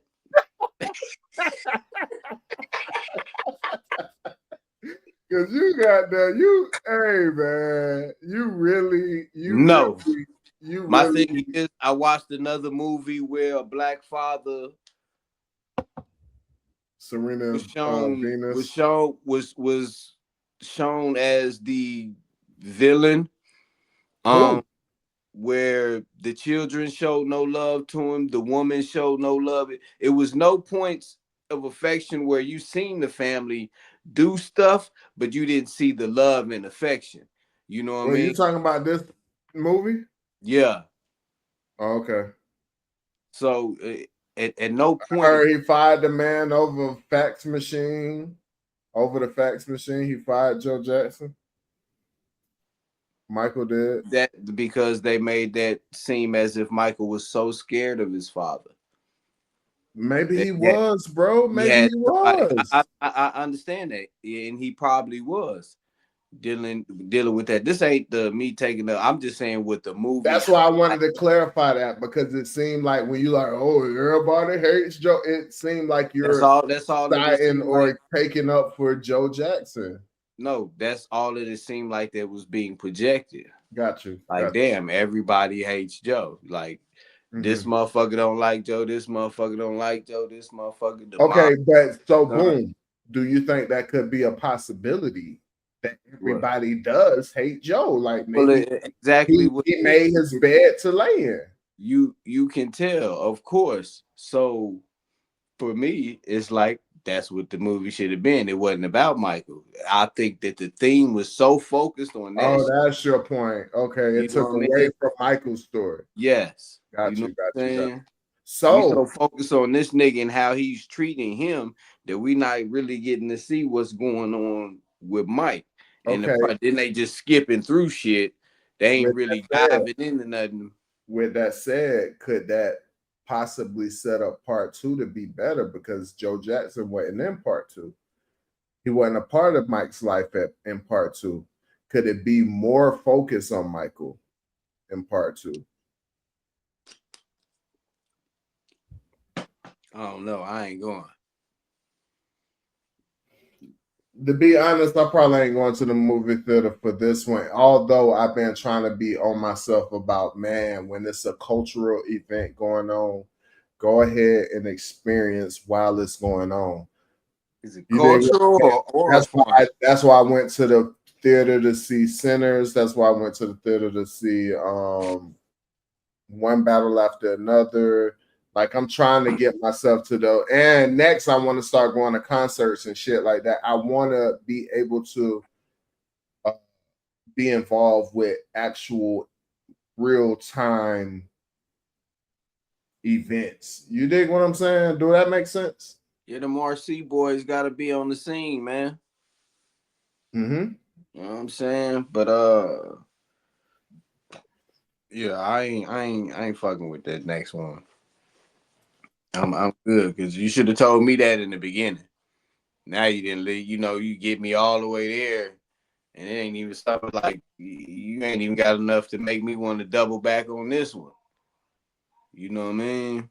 Mm-hmm. But one thing that you didn't see that was on the list that's coming up this Thursday.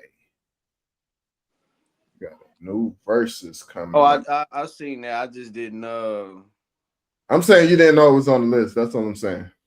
Yeah, we got a new Verzuz coming out. For the listeners, we got a new Verzuz coming out.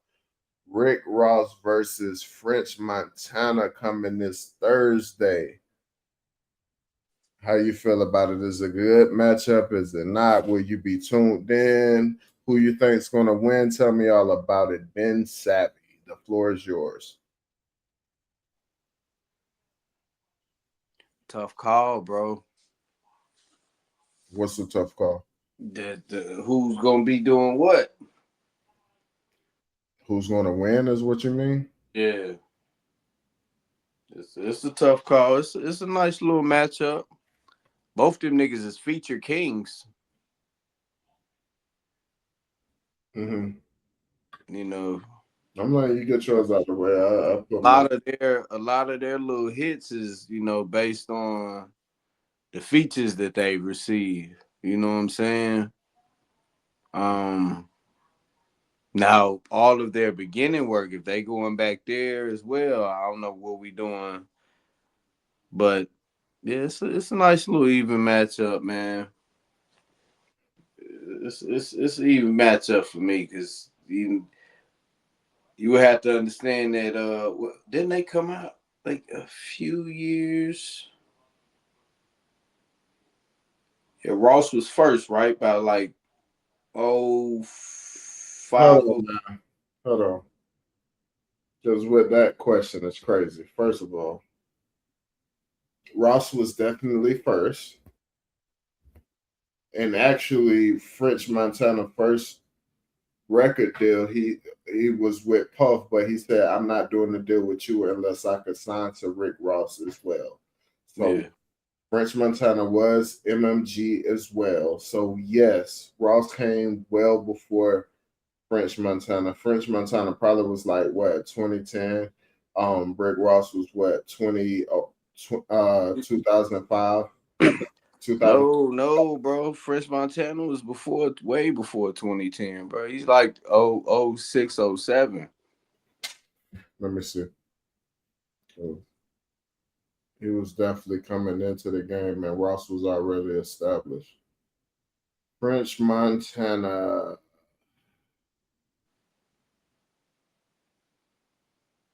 What year? Oh my God, this should be tripping. What year did French Montana come out?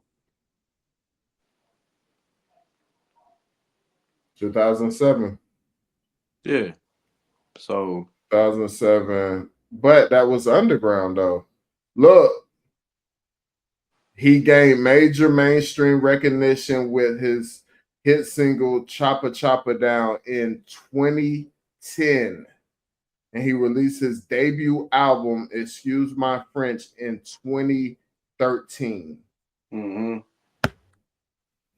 You feel me? So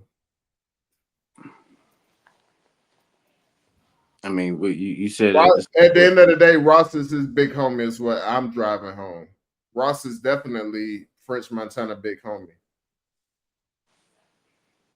So this is Ross's second Verzuz. His first one was against 2 Chainz. Did you see that one? No. You should. That was a good one, but he washed 2 Chainz. And then my second point, you said this is a good matchup. Yeah, man. They're equally yoked. Yeah, man. Man, you tripping, bro. See, listen, audience. This is how I know this nigga ain't no real Ross fan. Because I remember when me and my homie, our homie Coop, pulled up on my dog years ago. We was picking him up. I forgot where we was picking you up from. And we was like, because we already was having a debate. We was like, man, what's the hardest Ross song that ever dropped? You like, shit, I don't know. I don't know. You really wasn't on Ross like that. So I was like, nigga, fucking damn, something shit. Damn, what's the song? Now I'm drawing a blank. My favorite fucking there's no Rick Ross song I favor over this one. Damn. Teflon Don. Tears of Joy. Tears of motherfucking joy. And I played that. And I'm like, this is Rick Ross's best song ever. There's no greater song than this. And I feel like it was great. Not because it just was sonically great. It's when you see him get in an introspective bag. He never get in that. And then he also was getting in his fight the power pro-black bag in that song. You feel what I'm saying? Yeah. So that's why I said it's his greatest song. He's definitely it don't matter what song he played Tears of Joy against of French Montana, he's going to win. Even 2 Chainz said when Tears of Joy is dropped, he said, man, like this nigga ain't playing fair. It's like it's not even fair he have a song like that. Yeah. It's nothing to do against that. This nigga have a Tears of Joy. Bro, that's like a fucking Stevie Wonder song or a Michael Jackson song. It's just one of those fucking songs, bro. It's nothing you could do with that song. But anyway, I'm going off on a tangent. That's one. He got more. He got I'm Not a Star. I'm just going off of Teflon Don. I'm Not a Star. He got Freemason featuring Jay-Z. He got Tears of Joy featuring CeeLo. He has Super High featuring Neo. He have Live Fast, Die Young featuring Kanye West. He has MC Hammer featuring Gucci Mane. He got BMF, Blowing Money Fast featuring Styles P. He has Aston Martin music featuring Drake and Chrisette Michelle. Yeah, that's just off this album. What are you even gonna do with them Drake tracks he got? Because a lot of his shit's is Drake tracks too. He gonna play them. He gonna play them. This is a competition, bro. At the end of the day, I don't fuck with you niggas, but a lot of my 2 Chainz was before all of that shit. Yeah, I know, but nigga, you are a part of some of my fucking hits. Mm-hmm. It's getting played, even if I cut off before you come on, or I might just let your shit play, like that Aston Martin. Yeah, bro. Aston Martin music.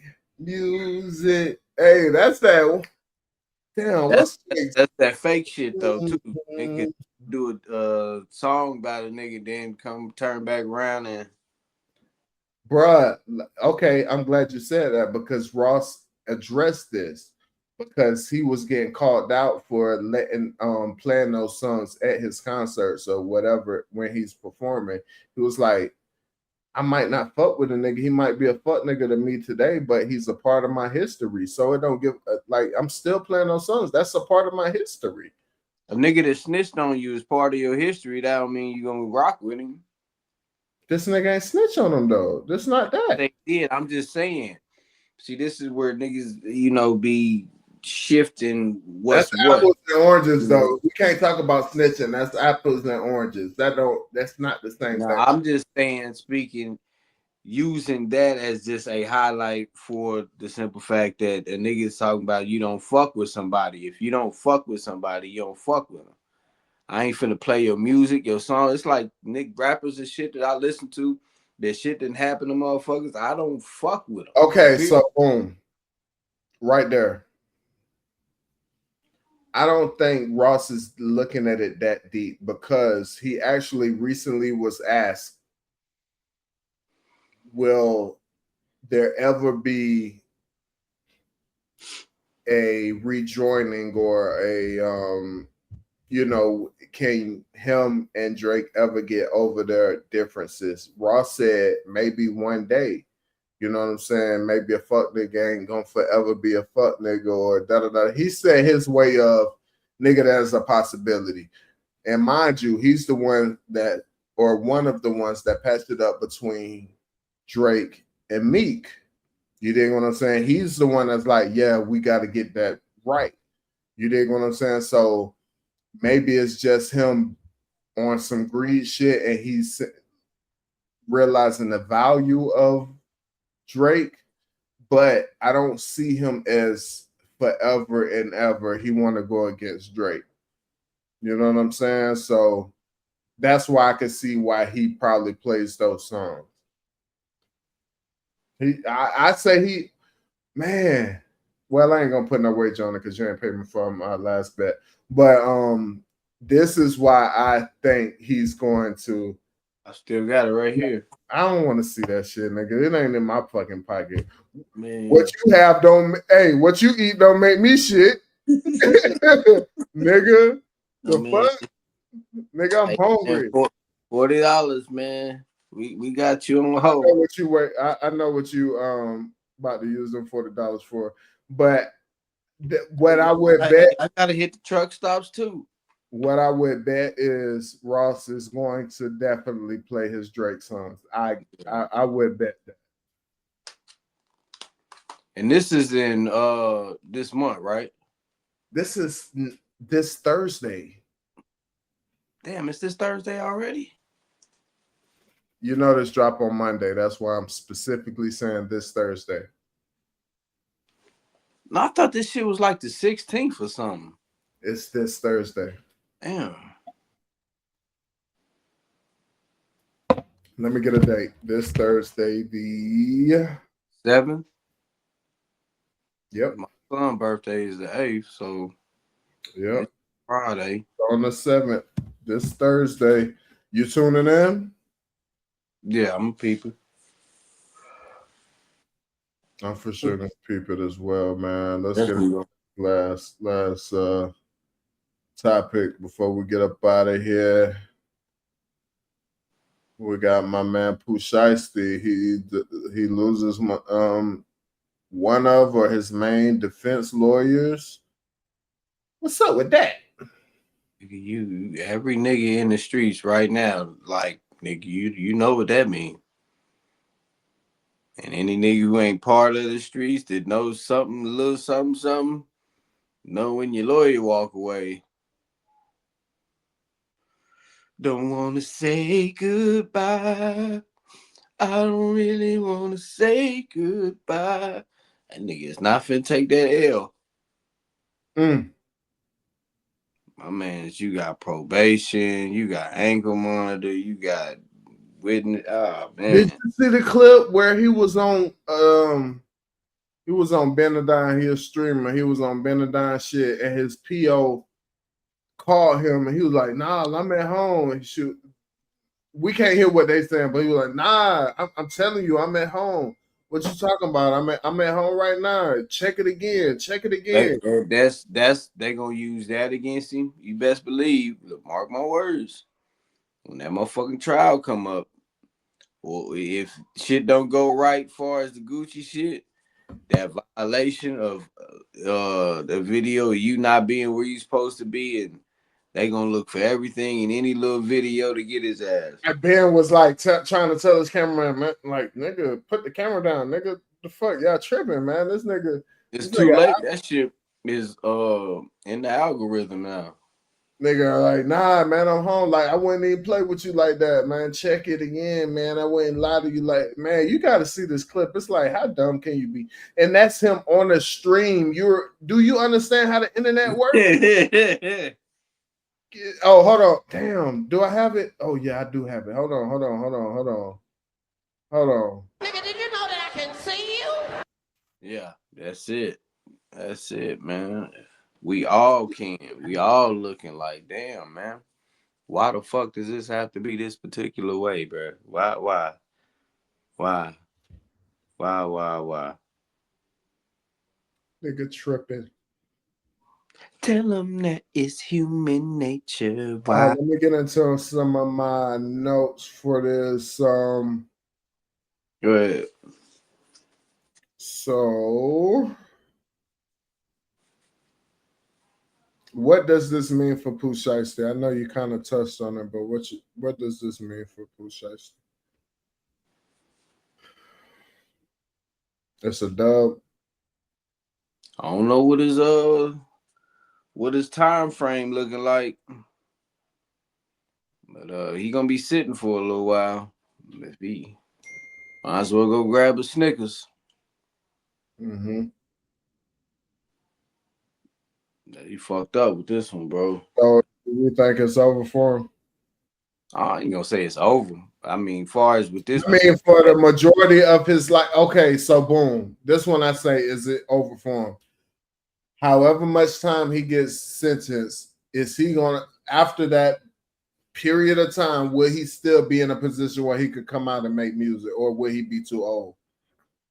Nah, nigga, BG came out and was still making music. That's different though. I guess not. I guess not. Man. They were still on the same shit. But who is BG's audience? It ain't these young niggas. It's the older niggas. Yeah. So when this nigga gets your audience, when Pooh Shiesty get out, these young niggas, individuals who came out bumping with Pooh Shiesty during when he came out with all that shit. We talking older. These niggas gonna be in their 40s. Yeah, they still gonna be on their 40s. So the majority of the market are the youngins. So even some of the Pooh Shiesty, they done elevated. They ain't even nigga gangster music. Like, I don't even listen to that anymore. It's like, I can't tell you. It's still niggas out here 40, 50, 60 still on the same shit. That nigga daddy. Keywords some. What I'm saying is, I listened to BG back then. I'm talking about all the way Checkmate. You know what I'm saying? Like, I'm listening to BG. I don't listen to BG now. I didn't hear his latest album. The last album I did give one listen to the one he got with Gucci Mane, which actually leads me into the next fucking question. It was pretty good too, but I didn't revisit that fucking album. Mm-hmm. You know what I'm saying? So that's my point. When he get out, yeah, he might have some people, but he ain't gonna be on top of the world. No, he ain't got Like he would have been today. when they got That he would have been today. That's my point. Today, he would have been on top of the world. Today. No, it's over with. Yesterday we ain't even got to talk about what would have been. I'm just saying it's not going to be for him then what it was going to be for him now. Yeah, that's over with. He was going to be on top of the fucking world. You seen how they acted over his first day out track? He was going to be out of here, bro. That was just stupid. But my next question is off of Pooh Shiesty. Is Gucci Mane rap career going to outlive the snitch jacket? No. So you don't think it's any day where he, speaking of like a did 50 outlive it? I didn't even know he had a snitch jacket on him. Niggas was saying because 50 made Ghetto Quran. Speaking on so stop right there, because Ghetto Quran was before his whole fucking career. So yeah, it don't matter. They're using that as the context. Of I'm talking strictly a career. Does Gucci Mane career? That's why I was intentional with my words. Is Gucci Mane rap career going to outlive the snitch jacket? Not Gucci Mane himself, because if you compare 50 Cent, no, what, I'm confused with career, you. Hold on. Nigga, I was saying that. You say what? What you waiting on me, or am I waiting on you, bro? I'm waiting on you. Okay, when you bring up 50 Cent career definitely outlasted the snitch jacket because he had a full career. We're talking about Get Rich or Die Trying came after Ghetto Quran. It came after that. The Massacre came after that. His movie career came after that. His TV show career came after that. G-Unit success came after that. So yes, his career outlasted that jacket. That's what I'm asking with. When you say outlast, you mean the jacket don't exist? That's not the case. Motherfuckers are still bringing that same shit up. Who? What nigga? His shit. Even on this last little recent shit with Damani and all of them, you still have it being brought up in this day and age. You still have every nigga who went and said anything still trying to be like, oh, that nigga 50's a rat. Same thing as niggas talk about Rick Ross. He's not out living that goddamn CO shit. They ain't gonna let that go. Same thing is talking about with T.I. when he did the fucking goddamn commercial and when he said whatever he said on the stand. I get what you're saying. Pause. I said their career, not them as the person. Them as the person probably never outlived that. Nigga, I'm talking about the career. I'm talking about their career because everybody you just named had a career post that quote unquote snitch situation. And what I'm saying, the album. Listen. The album I was just praising, Teflon Don from Rick Ross, was after. It was after the fucking whole CO allegations.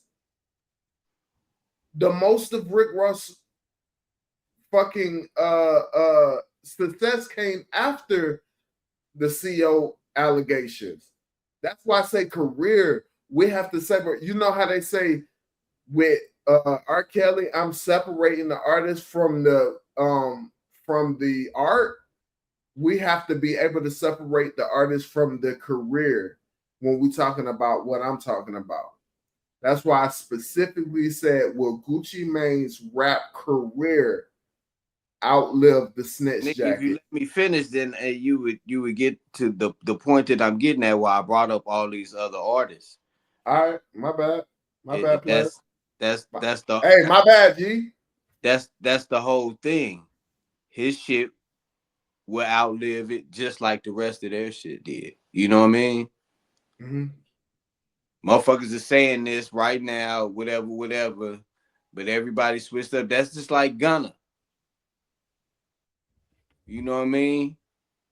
We got a Perfect long example. list of niggas that we can, be like, hey, this person, yeah. Shit, partially even Young Thug gonna do it.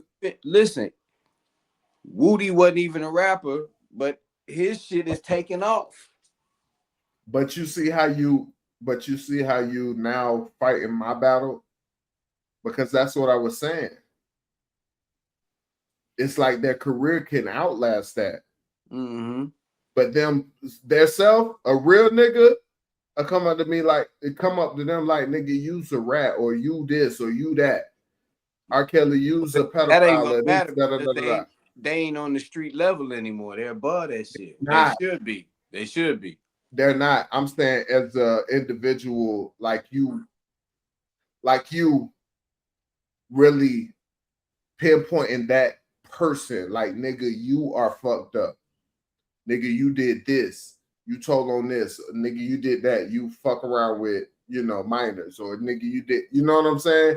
Versus separating them from their art. Because that's essentially what we do. We separate the artist from their art. This motherfucker still bumping R. Kelly, bro. This motherfucker still bumping 50 Cent, motherfucking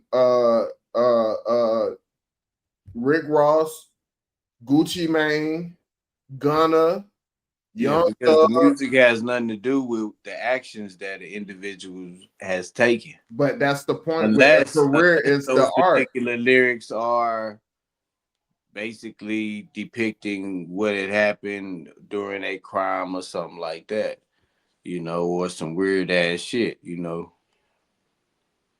I guess basically what I was asking was, is Gucci Mane legacy going to outlast this?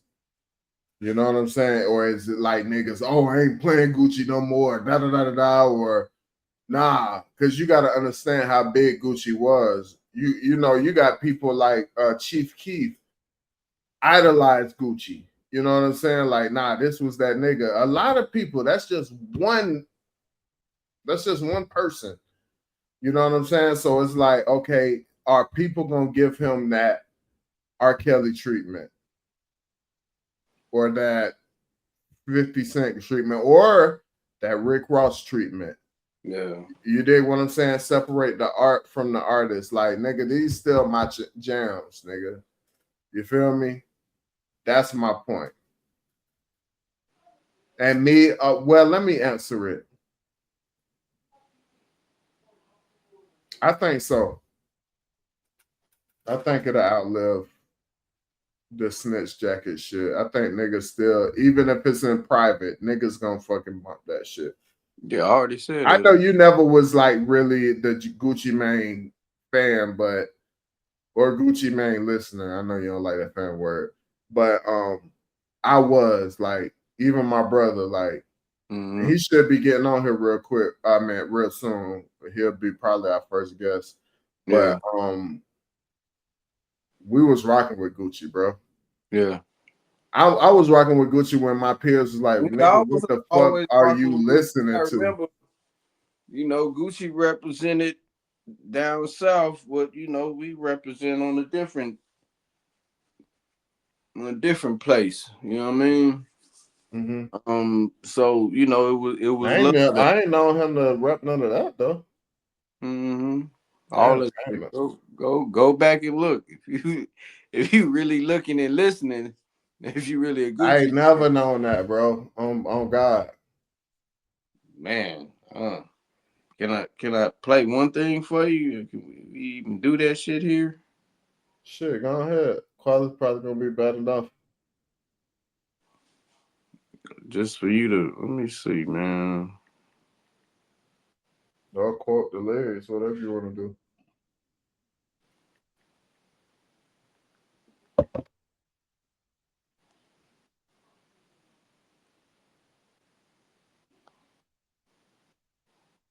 This is Eric. When he got injured in a car. Goddamn ass, bro. Hey, pay for YouTube, nigga. Pay for the tube, nigga.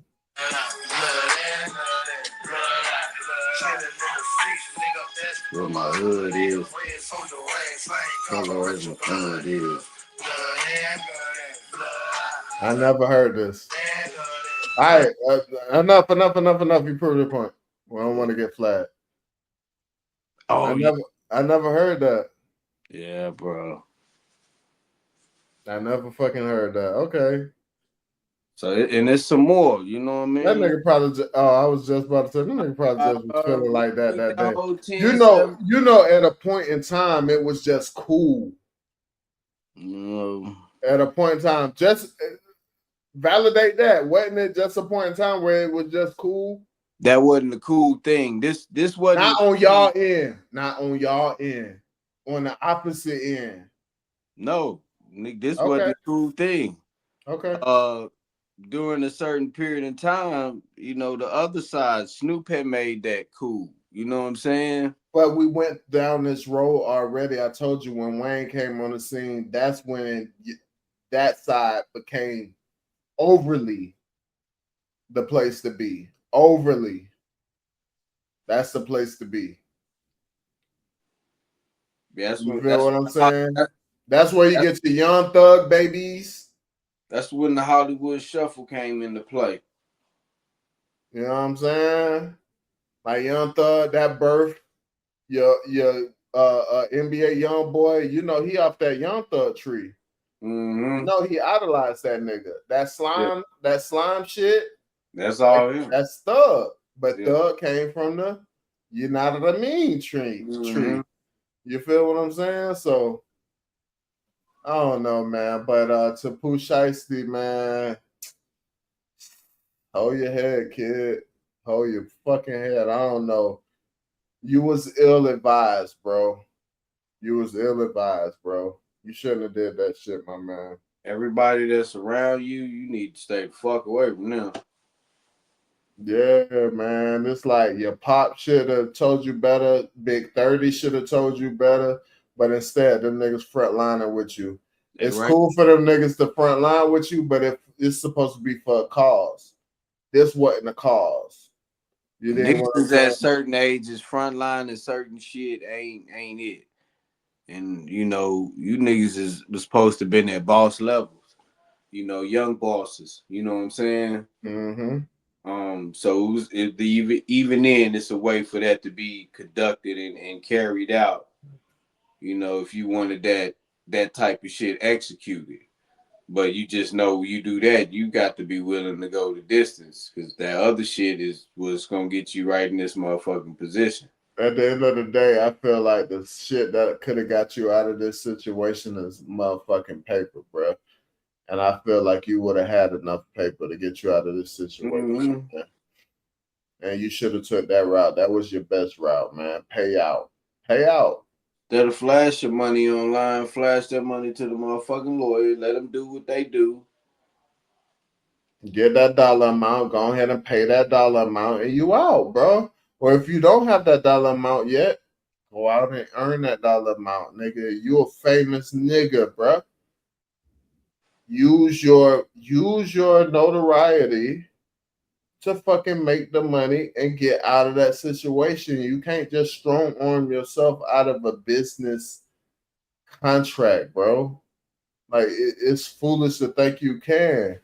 But at the end of the day, man, we ain't spending no more time on goddamn. I don't even want to call you the D word, bro. But bro, you come on, my nigga. Oh, you ain't gonna be calling nothing but whatever number they give you. What we got for the word of the week, my man? You prepared this week, man. You got a word of the week for us, my brother. I mean, you ain't got to be great to start, but you got to start to be great. Short and sweet. That's it. You know what I mean?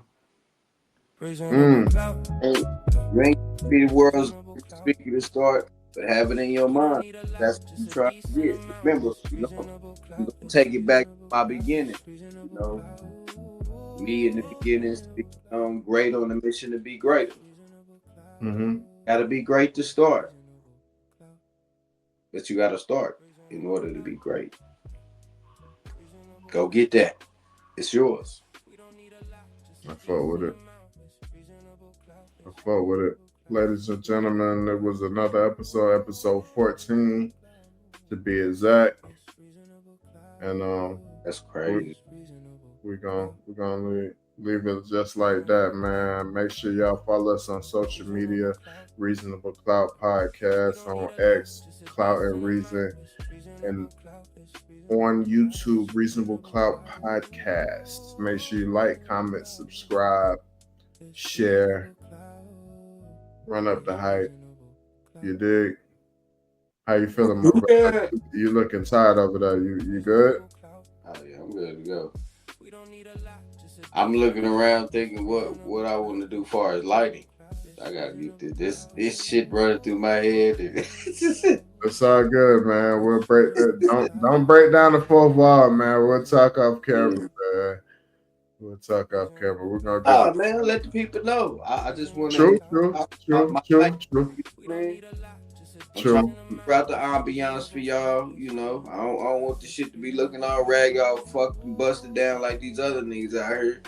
You know, I can't be savvy if my shit don't look savvy. So say that, man. I fuck with it, man. We're gonna get it right, man. We working on it every week, man. Every week. To it, man. But I appreciate y'all tuning in for another week, man. We're gonna be episode 15 next week, my brother.